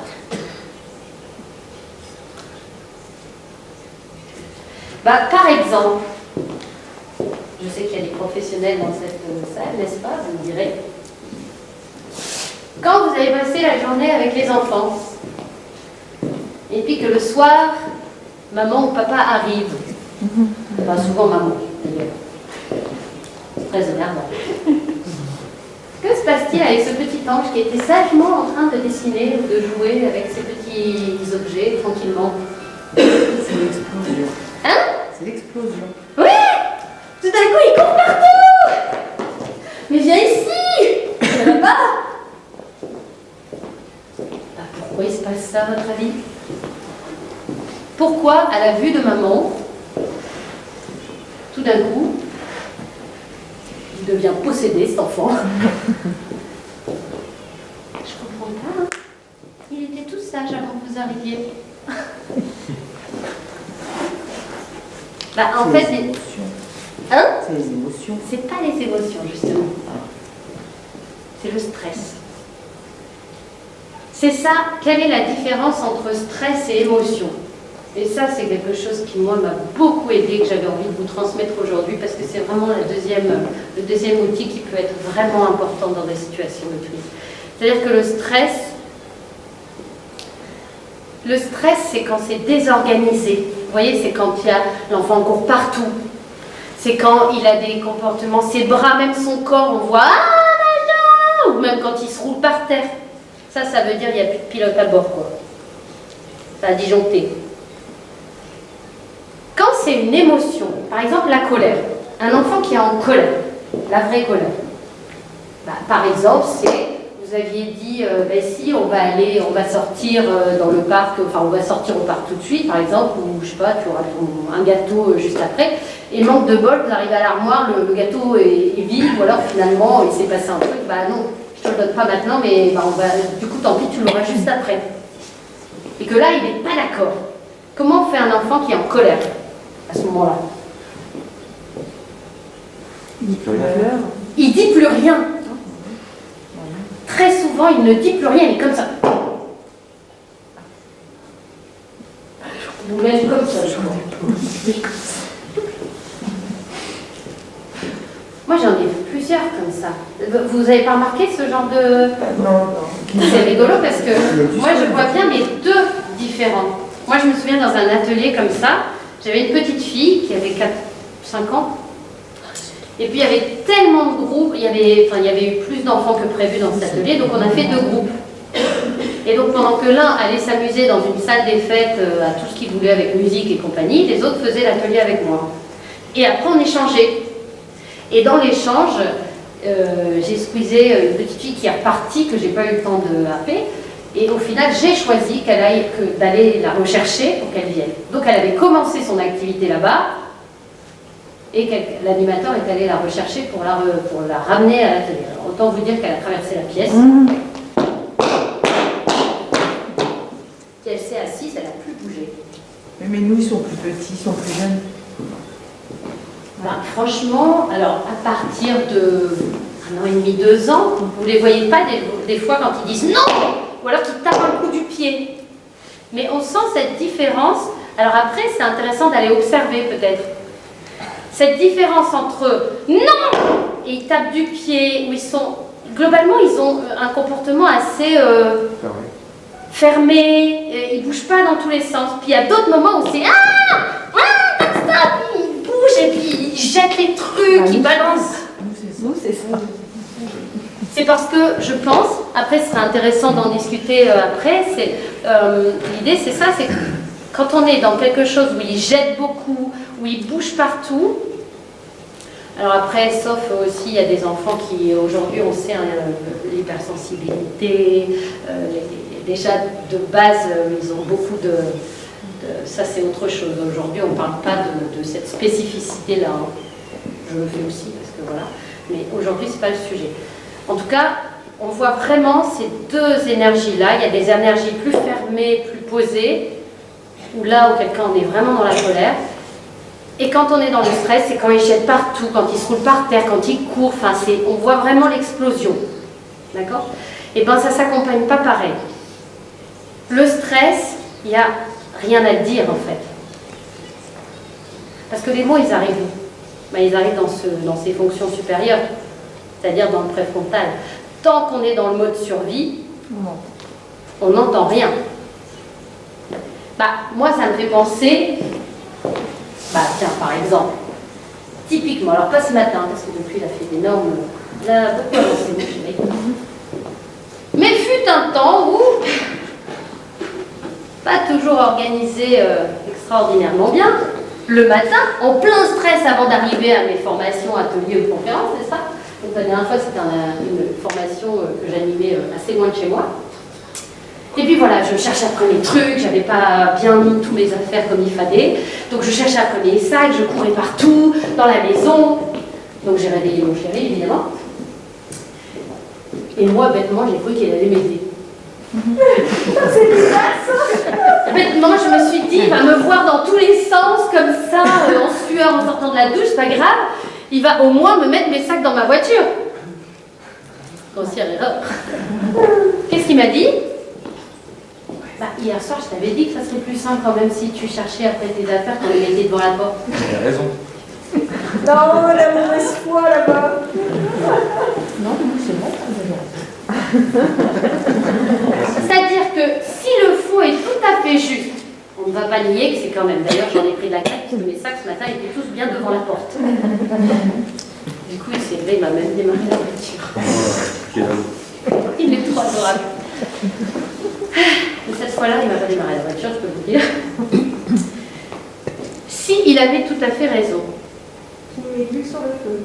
Est-ce qu'à ce moment-là donné de mon état, je suis en capacité d'entendre « Il avait bien dit ». Non. Alors là, c'est pire que tout. J'ai juste envie de le tuer. De toute façon, je lui ai dit, vaut mieux que tu sors, va dans la chambre, enferme-toi quelque part, parce que là... Par contre, si on remet le truc qu'il me laisse faire mon atelier, mon machin, je rentre, tout est retombé dans la normale, il me dit, tu sais, ma chérie, quand tu remues ménage comme ça le matin à 6 heures... Alors que je peux dormir pour une fois. Que moi j'avais mon besoin de dormir parce que j'ai des grosses journées aussi et que tu te mets dans de tels états parce que le soir c'est pas... J'aimerais vraiment qu'il se passe quelque chose différemment parce que c'est pas cool pour toi, je le vois bien, et c'est pas cool pour moi non plus. Ben là, tout de suite, ça s'ouvre. Vous sentez la différence? Et pourquoi je vous fais sortir cette différence-là? Parce que nos familles, c'est précieux, n'est-ce pas? Vous avez vu qu'il n'y a pas de mode d'emploi avec le bébé, mais il n'y a pas de mode d'emploi avec le couple, il y a du mode d'emploi avec rien en fait. Il n'y a qu'un faucon, tu aurais dû, tu pourrais. Mais la réalité c'est que même moi je n'ai pas de mode d'emploi à vous fournir. J'ai des clés de compréhension, j'ai des repères. Mais chacun et chacune d'entre vous va prendre ce qui résonne avec lui, va prendre ce qui est important pour lui, va prendre ce qui est applicable dans sa famille. Pourquoi du stress au moment de repartir avec les parents après la journée? Alors le stress, c'est parce que l'enfant, il quitte chez lui. Dans cet âge, donc là on en est à la deuxième escale, n'est-ce pas? C'est-à-dire qu'il est dans sa phase de contre-dépendance. Il est encore tout petit. Le 0-6 ans, c'est vraiment là où il y a les plus grosses évolutions. Alors on sait aujourd'hui que rien n'est figé dans le cerveau et qu'on peut encore... tout au long de notre vie, on recable ce qu'on veut comme on veut. Ça prend juste plus de temps quand on est adulte que quand on est tout petit. Ça veut dire que l'enfant, il subit beaucoup de mouvements. Il subit d'arriver, le matin il doit se lever, c'était pas forcément son heure. Il s'habille, il arrive chez vous. De chez vous, il vit des choses. Souvent il y a un autre enfant, 2 ou 3 autres enfants. Et donc, il y a des fois où il est contrarié, parce que c'était pas ça qu'il aurait voulu, ou pas dans cet ordre-là. L'enfant, il vit des choses toute sa journée, en fait. Ce qui peut nous sembler complètement dérisoire à nous, peut représenter énormément. Je ne sais pas si vous avez déjà vu un ballon claqué, ce que ça peut faire dans un ballon jaune, il y en a 12, mais celui-là qui a claqué, C'était celui-là. c'est le truc de dingue. Bon, nous, on peut peut-être plus comprendre cette histoire-là. Mais lui, dans son intérieur, du fait de sa maturité, il n'a pas de filtre en fait. Nous, ce qui nous évite de nous rouler par terre à chaque fois qu'on n'est pas d'accord ou pas content, c'est parce qu'on a agrandi cette partie-là de notre cerveau qui nous fait rationaliser, qui nous fait prendre du recul et qui nous fait nous mettre en bon, je respire, je prends du recul, je vais réfléchir et je reviendrai après. Enfin, des fois, on dit quand même, je te l'avais bien dit. Donc nous aussi, des fois, on est dans l'attaque, dans la fuite ou dans le figement. Ça se saurait. Il n'y aurait plus de guerre dans ce monde si on gérait parfaitement bien nos émotions et notre stress. Donc cet enfant, il vit des changements, il vit des émotions. Et puis comme il n'a pas de filtre, c'est ça qui le fatigue un petit peu. Donc il se contient malgré tout. Et qu'est-ce qui se passe quand maman arrive? Eh ben, Nous, on espère la joie, non? mais oui. Alors déjà, j'aime beaucoup, merci d'avoir dit ça. On espère, c'est-à-dire qu'on a une attente. Et le parent et le professionnel. Des deux côtés. Il faut savoir que moi je travaille autant avec les parents qu'avec les professionnels et j'adore parce que du coup c'est ce mariage entre les parents ont certaines attentes, les professionnels en ont d'autres et des fois c'est ces incompréhensions-là qui viennent mettre des blocages en fait. Parce que moi peut-être comme professionnel j'aimerais transmettre à quel point l'enfant il est bien, qu'il a eu une journée tout à fait normale, classique, qu'il a pris du plaisir. Et le parent, il a envie de sentir son enfant en sécurité et il rentre et qu'est-ce qu'il voit? Son enfant qui fait le zouave. Alors soit je peux le vivre comme mon Dieu, à chaque fois que j'arrive, il fait le zouave, qu'est-ce qu'elle va penser de moi, la professionnelle? Ou alors, s'il est tout le temps comme ça, qu'est-ce qui se passe chez la professionnelle? Pourquoi il fait le zouave? Donc vous voyez toutes ces incompréhensions qui sont dans ces mots de jugement. Qu'est-ce qui se passe? Il se passe que dans cette première année de vie, il y a la figure d'attachement qui se développe. Qu'est-ce que la figure d'attachement? Est-ce que vous allez raconter vos petites misères à tout le monde et n'importe qui? Si un jour on se croise dans la rue, là, comme ça, on ne se connaît pas, ou alors on se connaît juste parce qu'on s'est vu en conférence, et je dis, ah tiens, tout va bien pour toi? Il y a de fortes chances que, peu importe ce qui vous arrive, vous me regardez en disant, oui, très bien, merci. Belle journée. Puis il y a d'autres personnes que vous allez croiser et puis qui vont vous dire « ça va toi ?» Et là, même que vous n'aviez pas envie de le dire, limite les larmes elles coulent déjà. Pourquoi elle plutôt qu'à elle? Parce qu'il y a des personnes qui nous mettent dans cette sécurité. On a ce lien d'attachement. En fait, la figure d'attachement se développe entre 0 et 9 mois.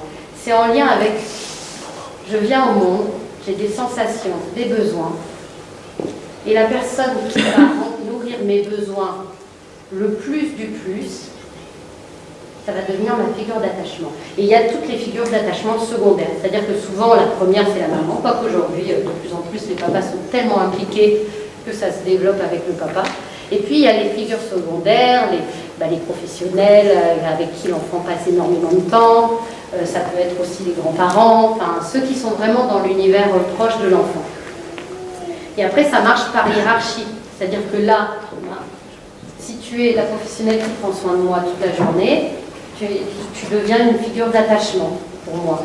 Donc je me sens en sécurité avec toi. Si maman arrive, c'est la première figure, et du coup, je lui montre. Rappelez-vous, il ne va pas vous faire une liste. Ah, tu sais, maman, franchement, ma nounou, elle m'a servi de la purée, mais elle était un peu froide. En plus, elle a mélangé avec les petits pois. Et alors, j'aime pas quand c'est mélangé. Quand la purée touche le petit pois, c'est un truc de dingue. Et puis en plus, Charlotte, elle m'a piqué mon doudou et elle l'a caché. Et alors ça, c'était horrible. Évidemment qu'il ne va pas se poser comme ça.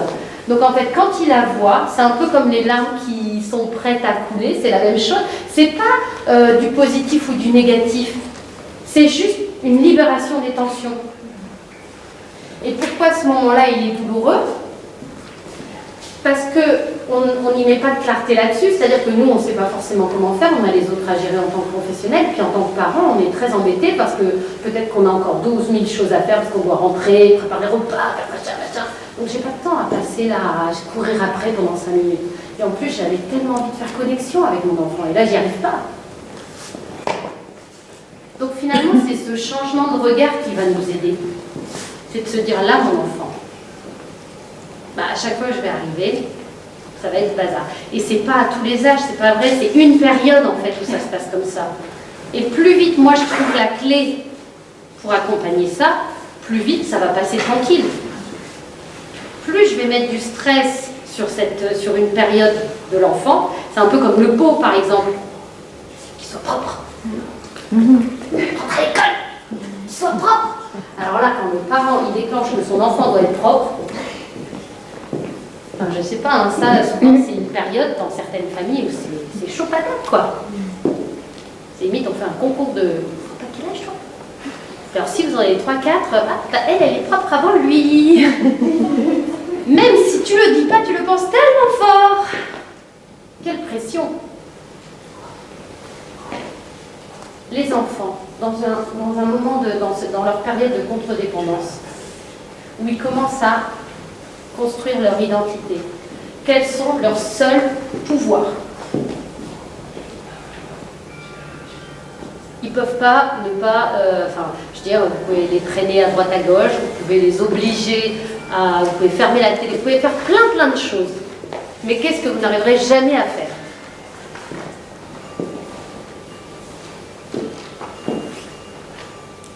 Ben, le repas, manger. Vous ne pourrez jamais obliger un enfant à manger. Et vous ne pourrez jamais obliger un enfant à faire caca. Donc, c'est les deux points névralgiques. Je ne dis pas que tous les problèmes en lien avec la pension, ne comprenez bien ce que je dis, je ne suis pas en train de dire que tous les problèmes d'alimentation et de je ne veux pas faire caca dans le pot sont liés au stress. Je dis simplement que dans cette période-là en particulier, au plus il y a du stress, au plus ça peut venir embêter l'alimentation et embêter le fait d'aller sur le pot. Donc il y a plein de choses comme ça, en connaissant ces taquets-là, juste en comprenant mieux ce développement-là, de se dire, ah ben oui, elle est où la pression? Donc pour en revenir sur le stress et les émotions, plus je connais mon stress et celui de l'enfant, plus je peux accueillir en fait, de se dire, bon ben là il est en stress, il faut diminuer le moment là, et ça va repartir. Donc le stress, il n'y a rien d'autre à faire que de contenir et de baisser la source là tout de suite maintenant. Donc là, par rapport au stress, on est dans le stress, c'est quand il ne fait plus rien, et on est dans l'émotion, c'est quand il jette partout. Et... Non, c'est l'inverse. Le stress, c'est quand c'est désorganisé dans tous les sens, et l'émotion, c'est quand c'est... Parce que l'émotion, elle donne le message. La colère, c'est je ne suis pas d'accord avec ça. Je n'ai pas d'autres problèmes avec plein de trucs là, c'est juste que là, je voulais tellement sortir et j'ai pas le droit d'y aller. Enfin, je suis en colère. Quand il y a une vraie émotion, alors on met des mots dessus. Tu avais vraiment envie d'y aller. Tu avais vraiment envie d'aller au parc et moi, je ne peux pas te laisser y aller maintenant et tu es drôlement en colère. Je sais que c'est pas drôle. Il n'y a pas besoin d'expliquer le pourquoi, du comment. Voilà, je peux accueillir. La casquette de commandant de bord, c'est je peux supporter ta colère en fait. Et on confond souvent colère et violence. Mais il n'y a pas de violence là-dedans. C'est bah oui. C'est bien que tu n'es pas d'accord. Comme cette petite fille, je me suis assise à côté d'elle. J'ai arrêté l'atelier pour m'asseoir à côté d'elle et lui dire j'imagine que tu étais en train déjà de jouer et de danser avec tes copines.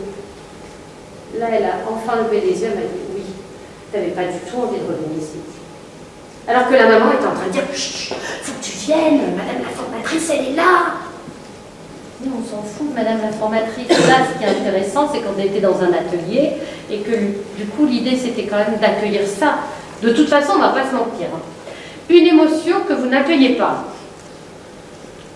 Est-ce qu'elle disparaît comme ça par magie? Non. Ça met un petit truc. On peut qu'il y en ait un deuxième. Après, vous avez la carte de fidélité et bim! Et là, vous êtes dans le stress. Le stress, ça passe en mode... parce que aussi, des fois, c'est un conglomérat, donc ça ne sert plus à rien de mettre des mots, là, il faut reprendre dès le départ, quoi. Donc, le soir, quand un enfant, il court partout comme ça, c'est important peut-être de transmettre l'info aux parents, déjà, qui n'ont peut-être pas, en disant, vous savez, c'est logique. Beaucoup d'enfants font ça, surtout à cette période-là. Et quand on est parent, c'est intéressant d'aller accueillir que, quand je vais chercher mon enfant dans cette phase-là et qu'il me le fait plein de fois, ben, j'essaie d'y aller, pas dans les moments où je dois y passer que 2 secondes 12, quoi. Pas 10 heures, mais juste un moment où je peux être là, tranquille, en disant, voilà. Et puis bah, si moi je cours pas après, j'ai essayé, ça marche pas, hein. J'ai couru dans les garderies, moi c'était fantastique. Bon après j'ai compris que ça servait à rien. Et que ce qui marchait le mieux, c'était de m'installer sur un petit banc avec un livre. Là, tu as les autres enfants qui viennent. Ah, madame, bah oui, regarde le petit lutin sur le livre et tout ça. Et là, ton enfant, il revient. Bon, là, tu le chopes. Hein. Là, tu le chopes, tu n'auras pas de chance. Mais la différence, c'est pas dans je le chope ou je le chope pas, c'est je le chope à partir de cet endroit où je suis tranquille, je le regarde pas avec les sourcils froncés comme si c'était le pire des enfants. Je le chope en me disant, bah, de toute façon, là, son cerveau, c'est pas possible, ça marchera pas. Donc je le prends et je sors de la structure. Merci, bisous, au revoir à tous. Je le mets dans son siège auto et il va se calmer tranquille. Ce qui va faire la différence, c'est que moi, je suis tranquille. Par contre, si moi, je suis complètement en stress, en disant, voilà, en plus on est, et puis tu m'as encore fait attendre 3 heures, et puis du coup, machin, bah lui, il peut pas redescendre. Hein. Donc s'il redescend pas, bah tu le ramènes dans ta cuisine, c'est encore pire, dans le salon. Il va encore faire son bain et machin, t'as juste envie de lâcher les bras. Bon. Donc c'est important de prendre ces temps-là, parce que si ça vous semble énorme de prendre ce temps-là, en réalité, c'est que 10 minutes, un quart d'heure, au pire, au max. Mais c'est pas toute la soirée. Et on n'a pas appris à faire ça. On n'a jamais appris à faire ça, en fait. C'est pour ça que c'est pas toujours évident. Donc,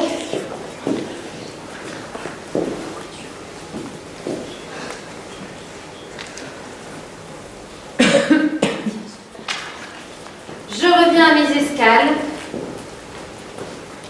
Ce qui est en train de se passer dans la phase de contre-dépendance, c'est mon identité, c'est qui je suis moi. Donc, est-ce que je serai acceptable? Pouvez-vous m'accepter tel que je suis? Tout en restant fort. Et vous savez, quand je disais poser des limites et tout ça, ce que j'ai aimé chez Isabelle Filiosa, en fait, et pourquoi j'ai choisi ce courant-là, c'est que l'idée n'était pas de poser des limites, parce que là, on se transforme plutôt en pompier. C'est-à-dire qu'à chaque truc, on dit « Oh, non, non, pas comme ça !» Et on court tout le temps à poser. Bon, il y aura toujours des moments où on fera le pompier, parce que c'est la vie. Mais c'est plutôt de cadrer. C'est pas la même énergie. C'est-à-dire, qu'est-ce que j'ai envie de vivre? Quelles sont mes règles? Comment on va poser des règles, des consignes? Et donc ça, c'est pareil, il y a une façon de mettre les règles en place. Et comment je peux tenir ce cadre, moi, et dans ce cadre-là, l'enfant, il a une certaine liberté. Et c'est ça qui va sécuriser, en fait, l'enfant. Parce qu'un enfant, il va respecter les cadres. C'est les interdits qu'il aime bien les contourner. C'est un moment où il a besoin de choisir, il a besoin de sentir ses désirs, et il est en train de bâtir sa confiance en lui, en sa propre personne, qu'il a le droit d'être lui-même et de sentir ce qu'il sent, en fait. Donc c'est une vraie période importante. 3e escale. Une fois qu'il a passé le non, il est dans tout seul. Vous savez, cette période où il veut mettre ses chaussures tout seul, où il veut mettre son manteau tout seul. Alors là, il n'y a pas de souci, il veut aller mettre son manteau, mais tout seul, et ça prend 3 heures. Encore une fois, c'est une période où des fois, ça vient nous challenger beaucoup dans notre patience. Mais c'est une phase hyper chouette et importante, parce que nous qui prenons que nos enfants soient autonomes, ben, ça veut dire qu'il va falloir y passer du temps là, dans cette phase-là. Parce que c'est un peu comme si on se disait, tiens, on est maman, on fait, on est parents, on fait, là, on fait tout. Puis tiens, 18 ans, 20 ans, 25 ans peut-être maintenant, bon ben voilà, t'es grand maintenant. Mais à quel moment j'ai grandi tout d'un coup, d'un seul? Ça se fait progressivement, en fin de compte. Et bien dans cette phase-là, c'est un élan de lui-même où il commence à câbler, c'est-à-dire il commence à comprendre que son corps il fonctionne comme ça et qu'il a des capacités par lui-même. Donc c'est hyper chouette à soutenir. Parce que soutenir ça, ça veut dire que lui, il a besoin d'éprouver qu'il peut faire par lui-même. C'est comme s'il était en train de câbler que plus je fais, plus j'essaye, plus je deviens compétent. Je peux réussir. Donc je me place encore plus en termes de sujet. Et c'est quand même hyper bien de bâtir une confiance en ses compétences quand même. C'est hyper utile. Donc je peux le faire, plus je fais, plus je deviens compétent. J'ai le droit de ne pas être parfait. Alors celui-là, c'est bien pour combattre. Hein. Parce qu'en termes de parents, des fois, on se met quand même bien la pression, non? Peut-être même au niveau professionnel aussi. J'ai le droit de faire des erreurs, j'ai le droit de me tromper et de recommencer. Le problème n'est pas dans l'erreur, le problème est dans est-ce que je suis en capacité de recommencer et d'essayer. Donc c'est tout ce qu'il apprend dans cette période de 3 ans.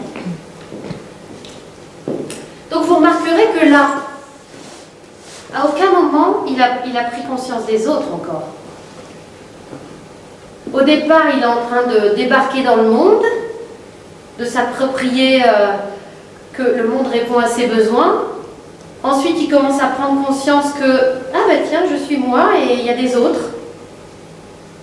Mais il ne fait pas encore le lien, il est juste en train de sentir ce que son corps lui dit et de donner du sens à tout ça. Puis après, à son corps. Donc là, les autres n'existent pas en tant que tels, je veux dire. En tant que tels. C'est-à-dire que, vous savez, cette phase où où il y a des morsures dans les crèches, ou même les enfants entre eux, ils se mordent. Des fois, ça fait mal, hein. Même des fois, il suffit... Tiens, si je te mordais, c'est ce que lui ressent. Mais en fait, l'enfant, à cette période-là, il ne peut pas faire le lien. Que ma douleur, c'est ce que toi, tu peux ressentir. C'est pas accessible au niveau du cerveau encore. Mais une fois qu'il se sent bien, qu'il est dans son corps, qu'il sent ce qui est moi, ce qui n'est pas à moi, eh ben, il arrive dans dernière escale. Oups. L'interdépendance. C'est-à-dire que là, tout d'un coup, je commence à être assez mature pour voir les autres enfants. L'autre comme étant un être humain comme moi, qui peut sentir des choses comme moi. Et là, je commence à faire le lien entre ce que je sens et ce que vous pouvez sentir. De manière plus forte, de manière plus claire pour moi. Et c'est là où les enfants aussi, ils se confrontent les uns aux autres au final. Parce que quand on joue ensemble, bon là avec Covid je ne peux pas faire, vous avez de la chance, hein, sinon des fois je monte sur les participants. Parce que c'est comme ça qu'ils font les enfants, ils vont jouer ensemble et puis à un moment donné, il y en a un qui fait mal à l'autre. Mais c'est pas parce que c'est le petit démon qui a voulu faire mal, c'est qu'il va explorer avec son corps et que là, tiens, tout d'un coup j'ai compris que j'y suis allée trop fort, donc après j'y vais plus doucement. C'est comme ça que je câble mon corps aussi. Prendre conscience de son corps, c'est avec le sol, c'est avec tous les ateliers d'éveil que vous pouvez connaître, mais c'est aussi en touchant l'autre, dans le contact. Donc les enfants, beaucoup de problématiques d'enfants, si ce n'était pas nos peurs, se résolvent entre eux, parce qu'ils s'ajustent en fait, à ce moment-là.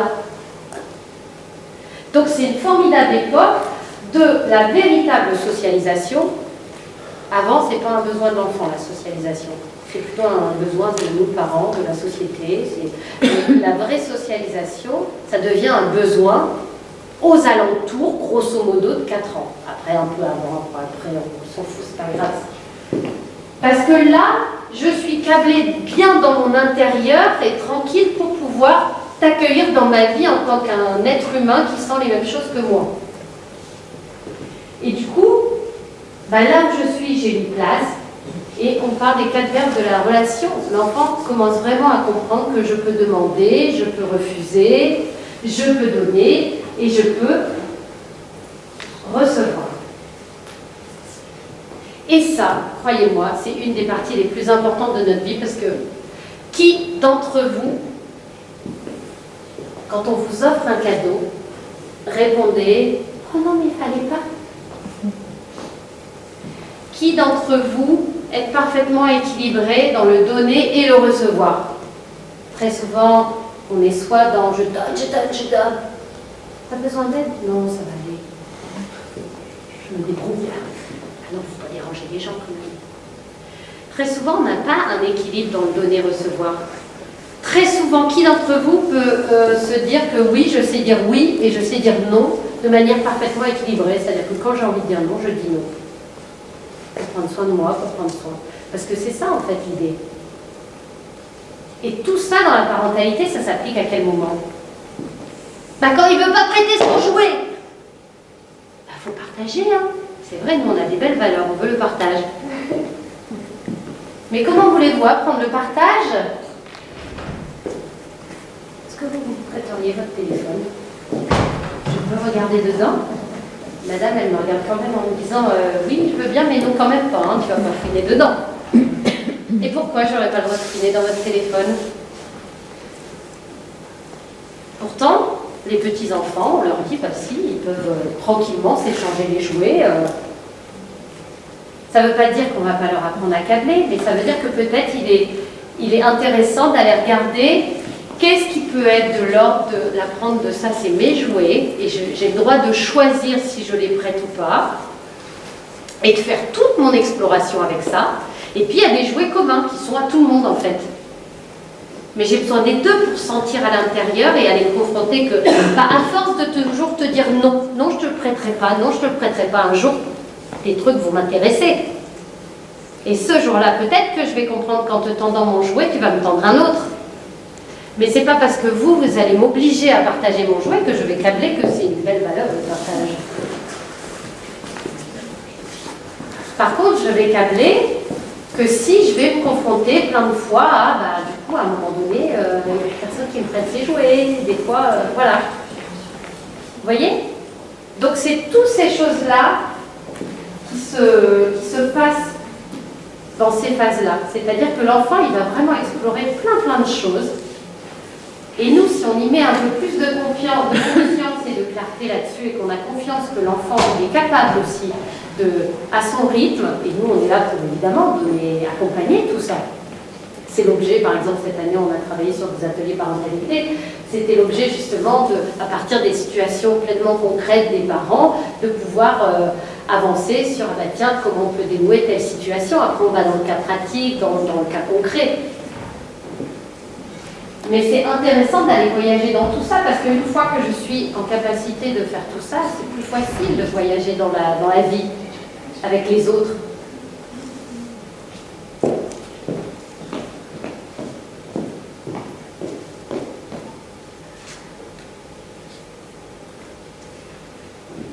Donc du coup, l'idée, c'est que chaque famille, pour moi, elle est véritablement unique. Il n'y a pas de modèle, je vous l'ai déjà dit. Alors maintenant, c'est vous les commandants de bord de chacune de vos familles, parce que c'est vrai que moi je me rappelle très bien quand j'étais enceinte et puis ensuite quand je suis devenue maman. En plus, pour la petite histoire, mon enfant est né à 5 mois et demi de grossesse. Donc, je peux vous dire que ça a été chaud patate. Et là, j'ai été plongée dans une sphère médicale, dans une sphère avec la famille, avec les amis, avec tout le monde, sa façon de « tiens, c'est comme ça qu'il faut faire, tiens, c'est comme... » Même dans mes équipes médicales, c'est extraordinaire parce qu'à chaque changement, c'est « faut stériliser, non, faut plus stériliser, mais pourquoi vous stérilisez ?» Et j'ai passé longtemps à aller chercher toujours à l'extérieur de comment il faut faire, bon sang, parce que je veux tout le meilleur pour mon enfant. Je veux vraiment le meilleur. Jusqu'au jour où j'ai compris cette histoire de GPS. C'est-à-dire que moi, et ça, c'est une infirmière qui me l'a dit une fois, qu'il a fait 3 mois et demi d'hôpital. Donc, je passe les détails. Donc, il avait des petites machines qui mesuraient tout. C'est constante vitale tout le temps.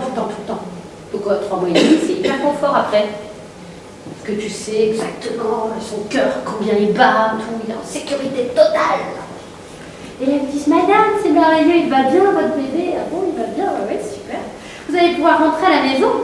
Vous savez, la première chose que je leur ai dit, mais véridique, hein. Je leur ai dit, et sinon on les achète tous les machines? Ils m'ont regardé, c'est une blague. Je dis non, mais bien regardez, je m'en fous, je fais un prêt à la banque, je m'achète ces machines. Moi, je ne rentre pas à la maison si je n'ai pas de machine. Ça fait 3 mois et demi qu'il est machine. Moi, j'ai hors de question que je rentre à la maison et je ne sais pas si il va mourir ou pas, quoi. Après une chaise, elle dit, madame, venez, on va s'installer tranquillement.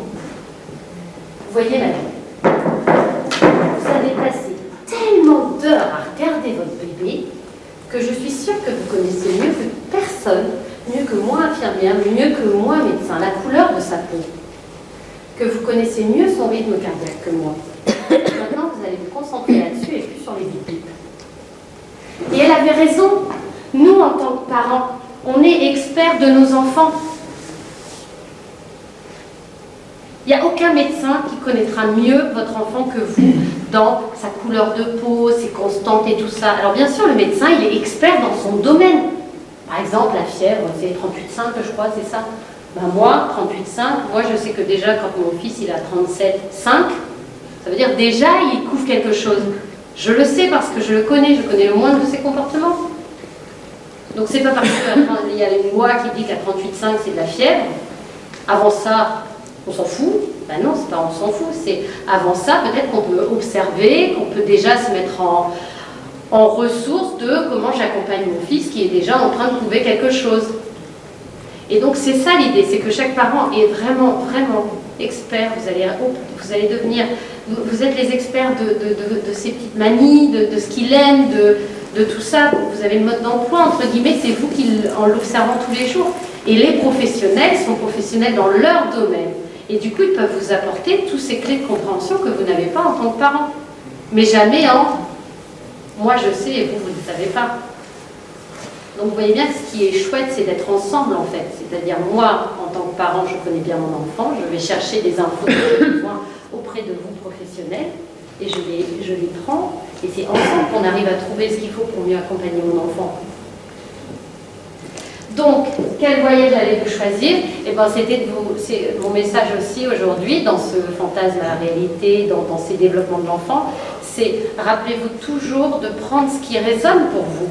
Dans tout ce que je vous ai donné aujourd'hui, peut-être qu'il y a des choses, de par votre expérience, de par ce que vous avez vécu, maman ou pas maman d'ailleurs, parce que avant d'être maman et parent, on a été enfant, on a été ado, on a passé tout ça, et donc l'idée c'est de faire le lien avec tout ça.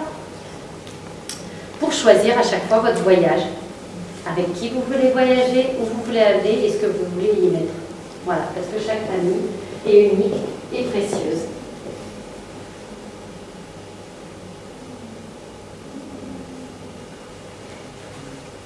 Que ça se fait petit pas par petit pas. Donc aujourd'hui, là maintenant tout de suite, je vous remercie d'avoir participé à cette conférence. J'aimerais ouvrir ce temps justement sur tout ça. Est-ce que vous avez envie de poser vos questions sur des cas pratiques de situation? On a vu toutes les phases de développement de l'enfant. Est-ce qu'il y a plutôt des éclaircissements? Est-ce que vous voulez que j'approfondisse quelque chose ou qu'on parte sur un cas pratique, par exemple au niveau justement des comportements des enfants, au niveau de tout ça? Moi, j'aime bien quand il a l'émotion de la colère, il se fige, il se lutte, tout ça. Donc maintenant, j'essaie de voir. Je lui dis, tu as le droit de ne pas être d'accord. Dis-moi pourquoi. Il a quel âge? 5 ans. Donc il a 5 ans. C'est important l'âge parce qu'évidemment, il ne se passe pas la même chose pour un enfant de 5 ans que de 8, que de 10. Là, vous me dites, il a tendance à se figer. C'est-à-dire qu'il se ferme, mais il n'a plus accès... Quand j'essaie d'avoir ce contact avec lui, je lui dis rien. Par contre, c'est vrai qu'après, plus tard, je ne fais pas cette démarche d'aller vers lui pour comprendre sa colère. Peut-être que probablement il ne la comprend pas lui-même en fait.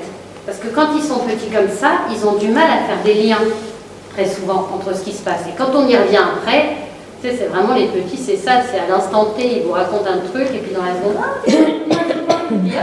ils sont partis à autre chose. Donc des fois, ils ont vraiment du mal à faire le lien entre ce qui vient de se passer, et si on revient après, c'est terminé pour lui. Moi, ce que j'entends dans ce que vous me dites là, c'est comme s'il y avait quelque chose de l'ordre de la peur, finalement.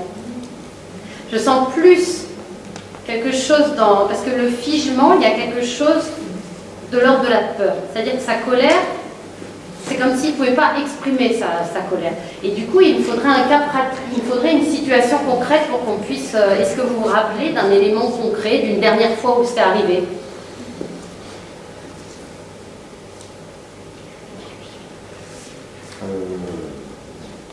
Le moment de la réunion. Hein? C'est pas moi qui ne pas. Je suis pas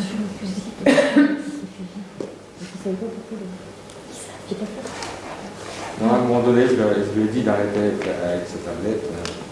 Et là, il s'est figé. Enfin, il s'est figé. Il a dit non, et puis il a fait la tête et il m'a entendu. Voilà. Donc, tu tu arrêtes avec ta tablette, il est l'heure, voilà. Et du coup, là, c'est comme si, parce que visiblement, je suis complètement d'accord avec vous, c'est supposé être un élan de colère à la base, c'est-à-dire, je ne suis pas d'accord parce que j'étais en train, mais il faut savoir que déjà, tout ce qui est écran, ça génère du stress quand ça se coupe. Pourquoi? Parce que ça fait un appel, les écrans, en fait, font appel à un circuit particulier dans le cerveau, un circuit qui s'appelle le circuit de la récompense, et que quand on le coupe, ça fait une chute d'hormones. Parce que ce que je vous ai pas dit tout à l'heure, en fait, c'est pas de la magie, hein. Le cerveau, quand il détecte en fait un danger, il libère de l'hormone dans le corps, des hormones, noradrénaline, cortisol et tout ça. C'est ce qui fait que vous sentez toute cette tension, ces trucs qui se serrent dans vos corps. C'est pas juste comme ça, c'est parce qu'il y a tout un tas d'hormones qui se libèrent et du coup votre corps il est méga en tension. C'est un super chouette circuit à la base. Parce que si vous avez besoin de vous sortir d'un truc difficile, vaut mieux avoir l'énergie de colère que l'énergie d'un chamallow, hein, sinon vous êtes mort. Donc le corps, il est fait pour ça. Sauf que aujourd'hui, on a rarement affaire à des cas de survie. On a souvent affaire à des dangers, entre guillemets, imaginaires. Et bien le cerveau, en fait, quand on lui coupe le circuit de la récompense, il libère des hormones de stress pareilles. Donc, je ne vais pas attaquer mon papa. Je ne vais pas fuir, puisque là, je ne peux pas fuir, c'est une tablette. Et il se peut que du coup, ça me fige. Et alors, c'est très intéressant votre question, parce que ça me permet de souligner quelque chose. Quand on est dans le figement, ça fait quoi dans le corps, le figement? Et on est fermé, on a les épaules un peu comme ça, et on est tout bloqué. Qu'est-ce qui va aider à débloquer? Le mouvement. Ne jamais repasser par la tête au départ. Et nous, c'est vrai qu'on est tellement habitués. Pourquoi? Explique-moi, dis-moi. Et là, en plus, je suis d'hyper bonne volonté. Donc, je te mets mon temps, je te mets ma patience, tout mon amour à ta disposition. Et toi, tu restes figé, là, comme... Excusez-moi, hein, comme une moule, là. Au bout d'un moment, ça me rend dingue. Ça me rend dingue, je ne sais plus quoi faire. Qu'est-ce qui me rend dingue, moi, parent? Mon impuissance. C'est-à-dire que ça part tellement d'un élan d'amour, de tout ça, de t'accompagner. Mais dis-moi quelque chose, au bout d'un moment, zut, carotte de bique. Pour pas que ça soit censuré. Donc, ce qui se passe, c'est que là, on est vraiment dans un moment, c'est un peu comme mon chef qui dit, je te l'avais bien dit, c'est pas le moment. Là, les mots ne peuvent pas rentrer, puisque cette zone-là, elle est verrouillée. Donc, ça veut dire que je dois passer par le corps. Donc, un enfant qui se fige, plutôt que de rentrer dans « dis-moi, didi, dada », c'est de dire « allez, tiens, on se lève ». Et puis, vous le faites marcher. Alors, évidemment, vous ne lui dites pas « tiens, vas-y, marche un peu, mon chéri, ça va te faire du bien ». Ça fait Mais c'est ces outils-là qu'on voit en atelier aussi, c'est de se dire que des fois, c'est important de rendre ça naturel en fait, c'est-à-dire, mais plus vous allez l'intégrer vous, plus ça va s'intégrer avec vos enfants. Vous remarquerez que vos enfants font rarement ce que vous dites, mais vos enfants sont souvent des petites copies. Hein. Enfin, moi, je m'en suis rendu compte, des fois, ça fait un peu « ah oui, quand même ». ah oui. Parce qu'ils adoptent des postures qu'on a nous. Ça se transmet par mimétisme. Ça, c'est nos neurones miroirs qui fonctionnent comme ça. Ils baignent dans notre énergie, nos enfants. Donc, du coup, c'est important, par exemple, de dire viens, on va dans la cuisine. Puis là, vous servez un verre d'eau. Alors, verre d'eau, important, parce que le cerveau fonctionne par connexion. C'est des transmissions électriques. Qu'est-ce qui est conducteur de l'eau? Je vais aller boire un verre d'eau. Qu'est-ce qui est conducteur de l'électricité? C'est l'eau. Donc de boire un verre d'eau tranquillement, déjà ça aide à faire descendre le taux de stress dans le corps. Et après, si je veux plus de cortisone et de noradrénaline dans mon corps, il faut le remplacer par quelque chose. La nature ayant horreur du vide, il faut mettre de l'ocytocine, il faut mettre ce genre de choses. Et qu'est-ce qui provoque l'ocytocine? La sérotonine, tout ça. Un câlin. Un gros câlin. À 5 ans, ça marche encore. Hein. Essayez pas trop avec vos ados, ça risque d'être... Enfin, en même temps, pour ceux qui ont des enfants qui sont petits, pratiquez dès maintenant. Vous allez vous faciliter la vie quand ils seront ados. Ça ne veut pas dire qu'il ne se passera rien. Hein. Pas des plantes vertes. Hein. Tout ce que je vous dis là, c'est pas pour qu'ils deviennent des plantes vertes, ça n'existe pas. Les émotions et vers l'extérieur, motion, mouvement. C'est le mouvement de la vie qui nous traverse. On est des êtres vivants. La seule chose qui ne changera pas, c'est le changement dans nos vies. La vie est faite pour être évolutive. Nous évoluons en tant qu'êtres humains. Vous ne pouvez pas contrôler ça, on ne peut pas contrôler. Donc l'idée, c'est ça.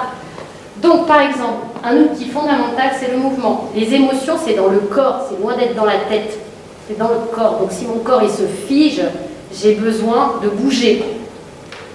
Est-ce que c'est un enfant qui bouge beaucoup? Est-ce que c'est un enfant qui a tendance... Parce que les enfants qui ont tendance à se figer dans leurs émotions, c'est parce qu'ils ont pris des peurs, enfin, peu importe.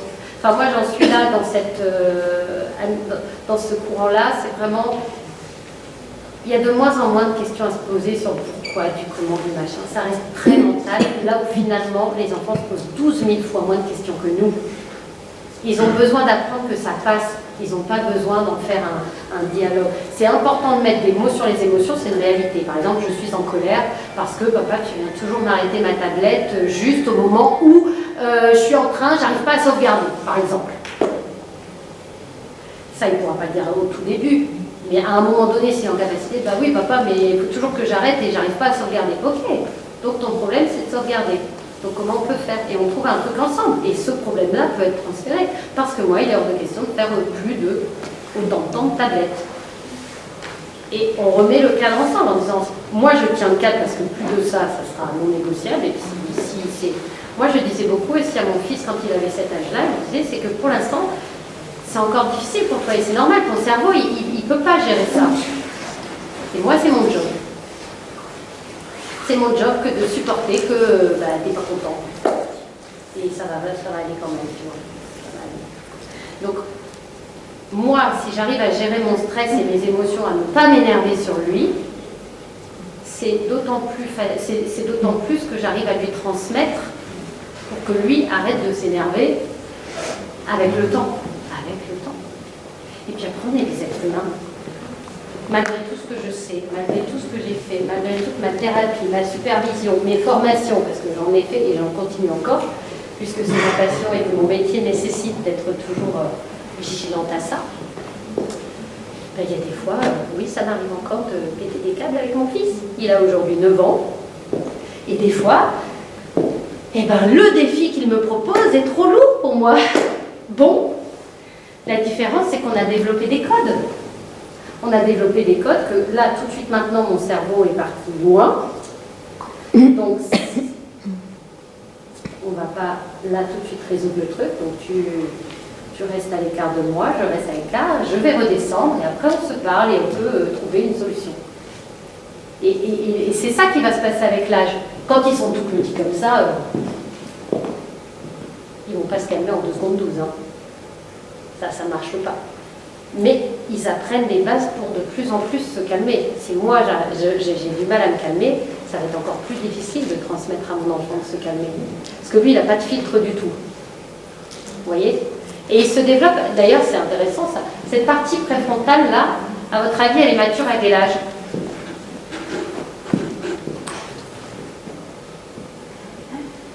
Allez, sondage.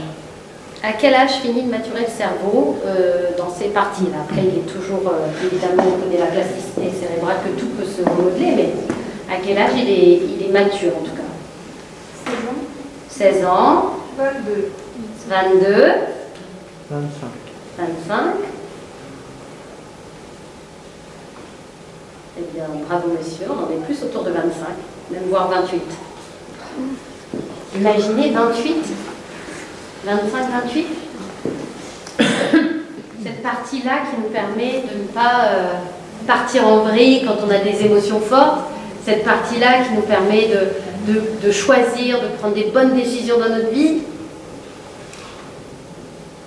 Non, à 16 ans...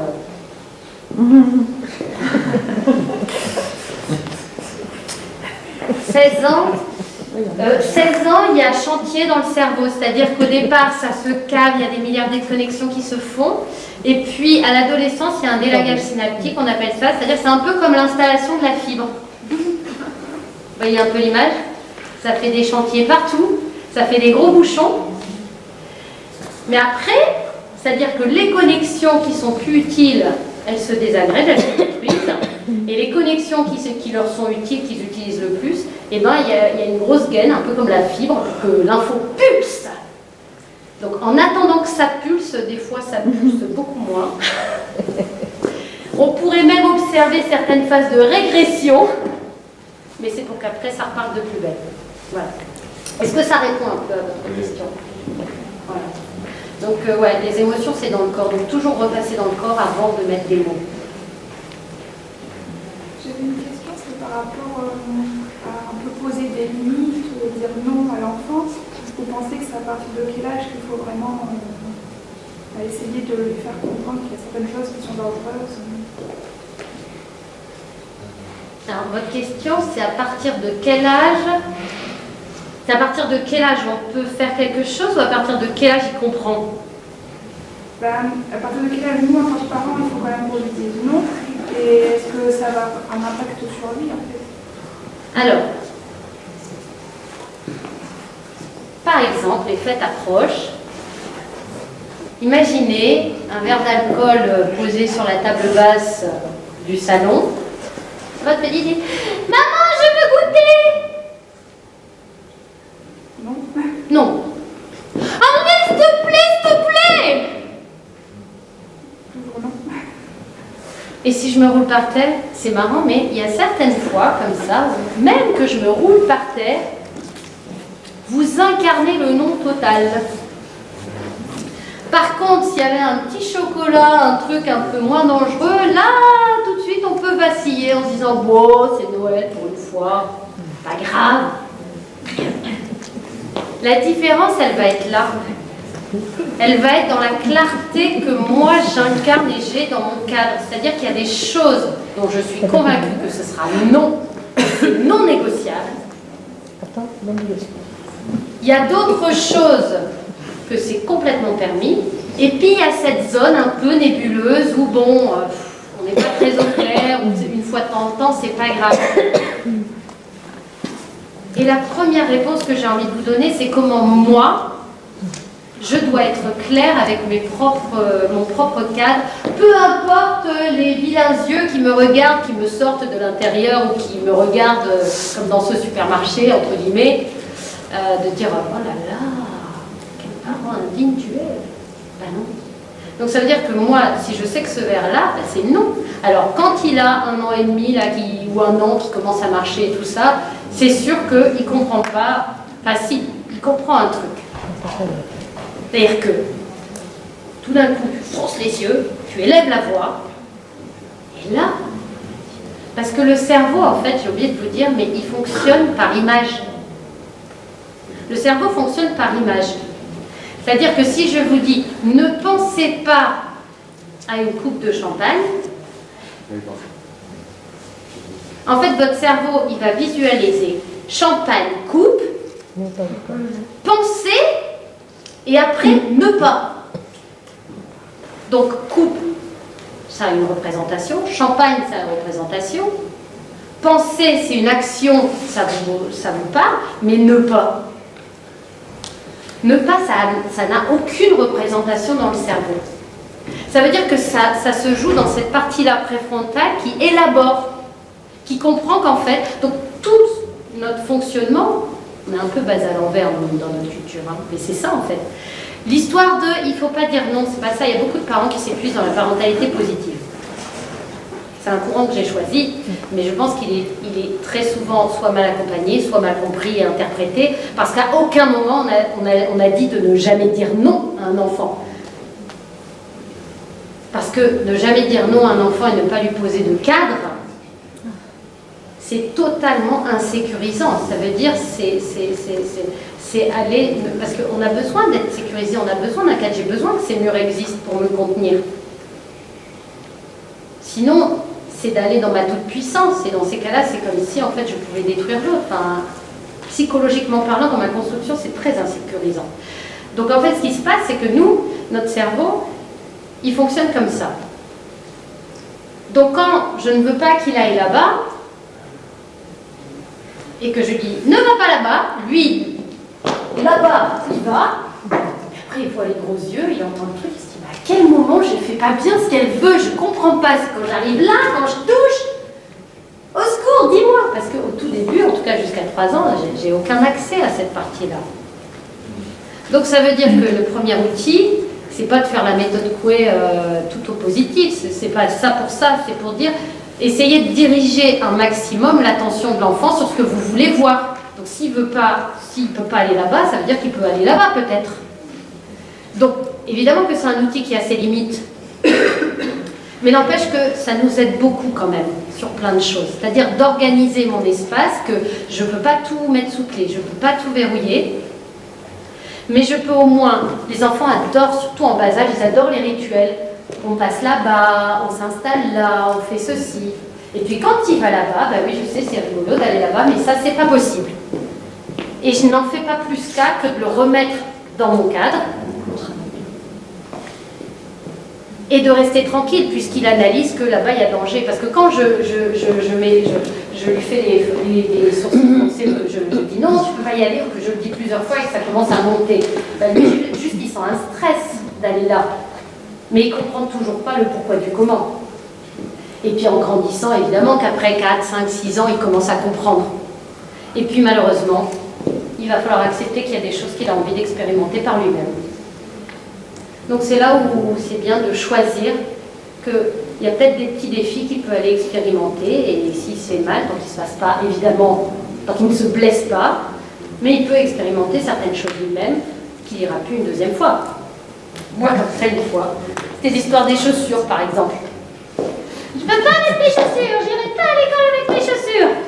Une fois, 2 fois, 3 fois, tu relis le bouquin, tu appelles ta coach, tu fais tout ce que tu peux, et il te rend toujours aussi dingue, cet enfant, avec ses chaussures. Bon, bah, j'ai envie de dire, à un moment donné, j'ai lâché prise. Tu ne peux pas mettre tes chaussures? Eh bien, tu pars sans chaussures, mon chéri, puisque là, je suis attendue au boulot et je n'ai pas le choix. Là, c'était à moi de lâcher. Bon, alors d'accord, j'avoue, j'ai lâché qu'à moitié. C'est-à-dire que j'avais une vieille paire de chaussures tout pourries, que j'ai discrètement jetée dans le coffre. Je l'ai mis dans la voiture sans ses chaussures. Je lui ai dit, allez, c'est parti, on est parti. On est arrivé devant l'école. Je lui ai dit, allez, on y va, mon chéri, belle journée. Il a dit, maman, mes chaussures. Je lui ai dit, excuse-moi, qu'est-ce que tu veux? T'as pas voulu les prendre, maintenant je pars, c'est trop tard. J'ai fait mon petit cinéma. Il est descendu à pied de chaussette. Là, il a vraiment paniqué. Je dis, j'avais mis mon sac de travail derrière, hein, parce que vraiment j'ai tout calculé. J'ouvre le coffre, je dis, ah bah dis donc, t'as de la chance, tes vieilles chaussures que je devais jeter, elles sont dans le coffre. Dépêche-toi de les mettre. Ah bah je peux vous dire, 2 secondes 12, il a. Et j'ai plus jamais entendu parler des chaussures. Il avait un trotteur, il fallait qu'il descende les 3 marches de la maison. Et moi, grosse trouillarde que je suis, j'imagine toujours le pire. Je travaille beaucoup sur moi, hein, parce que moi sinon il n'aurait pas le droit de rien faire, il serait toute cloche cet enfant. Et ben il descendait avec son petit tracteur, machin, il voulait toujours descendre les marches. Bon bah une fois, je me suis mis de l'autre côté, et puis il a descendu les 3 petites marches avec son tracteur, il a fait un roulé-boulé sur moi, il n'a plus jamais fait. Il y a des choses, il y a des enfants, et ça on le voit, tous les enfants ne sont pas au même niveau là-dessus, il y en a qui sont un peu plus explorateurs, puis d'autres un peu moins. Mais la différence, elle est comment moi, je vais rester tranquille avec ça et je vais cadrer, en fait, les choses. Donc voilà, est-ce que ça répond un petit peu à votre question? Est-ce que... Bah oui, parce que mon petit, il a 13 mois. Alors... Ouais, 13 mois, c'est tout petit. Pour l'instant, ça va être compliqué. Ça n'empêche pas de lui poser les mots. Alors c'est ce que je fais, mais je dois les éclats dès que je dis non. Et vraiment, il est limite, il rigole plus que des chats. Ça, c'est très agaçant, ces petits ricanements. Ah oui, non, c'est des gros ricanements. Après, c'est l'interprétation qu'on fait. Hein? C'est notre propre interprétation parce que c'est pas forcément ça qui renvoie lui. Parce que le ricanement, nous, ça peut nous dire, bah, en fait, il fiche de moi. Ouais. Mais en fait, c'est notre interprétation à nous. C'est pas forcément ce qu'il veut nous renvoyer. Des fois, c'est aussi une manifestation du figement. Ouais. C'est-à-dire que quand il est figé, à un moment, il se défige. Et se défiger, parfois, c'est Ouais. C'est pour ça que c'est important d'utiliser le mouvement. Et les petits, qu'est-ce qu'ils peuvent faire? Taper des pieds, les tout petits je parle, hein, parce qu'il y a des choses qu'on fait dans le lancer avec les autres, enfin dans les émotions, il y a plein d'outils pour mobiliser le corps. Les tout petits, ils ne peuvent pas encore lancer, ils ne peuvent pas encore souffler correctement, tout ça. Du coup, on les fait taper des pieds, on court avec, on joue à la balle, mais c'est important en fait en cas de stress comme ça ou de situation où moi je peux partir en stress parce que je ne supporte pas ce ricanement, j'ai déjà vécu ça, et même en sachant que c'était du stress, des fois ça vient toucher un peu, ça vient tirer sur des cordes sensibles quoi. Donc pour pas passer, on l'a vu, qu'est-ce qui met de l'ocytocine? Du câlin, du jeu. À cet âge-là, qu'est-ce qu'on peut faire? Des animaux. Vous savez, pour décaler la situation, on s'amuse à faire les animaux. 5 ans, ça marche encore super bien. Faire le lion, faire la girafe, faire l'éléphant. Et puis on fait avec les bruits, les machins, on joue à ça et ça lâche un coup. Et puis on part sur des bonnes bases, ils sont plus centrés. Encore une fois, il y a des enfants aussi qui sont beaucoup plus agités, qui ont du mal à rester en place. Et ça, c'est encore autre chose. Il nécessite encore plus d'outils là-dessus. Et ça, c'est encore autre chose. Ok. D'autres questions?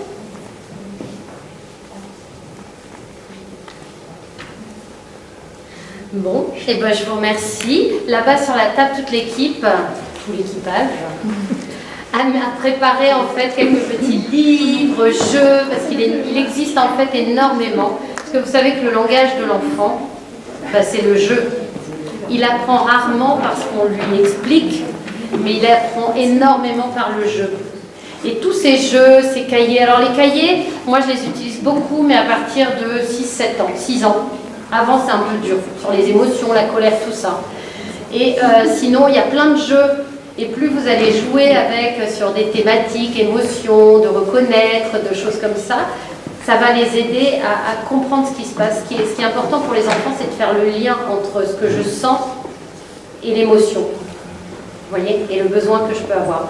Donc par le biais de jeux, par le biais de choses comme ça.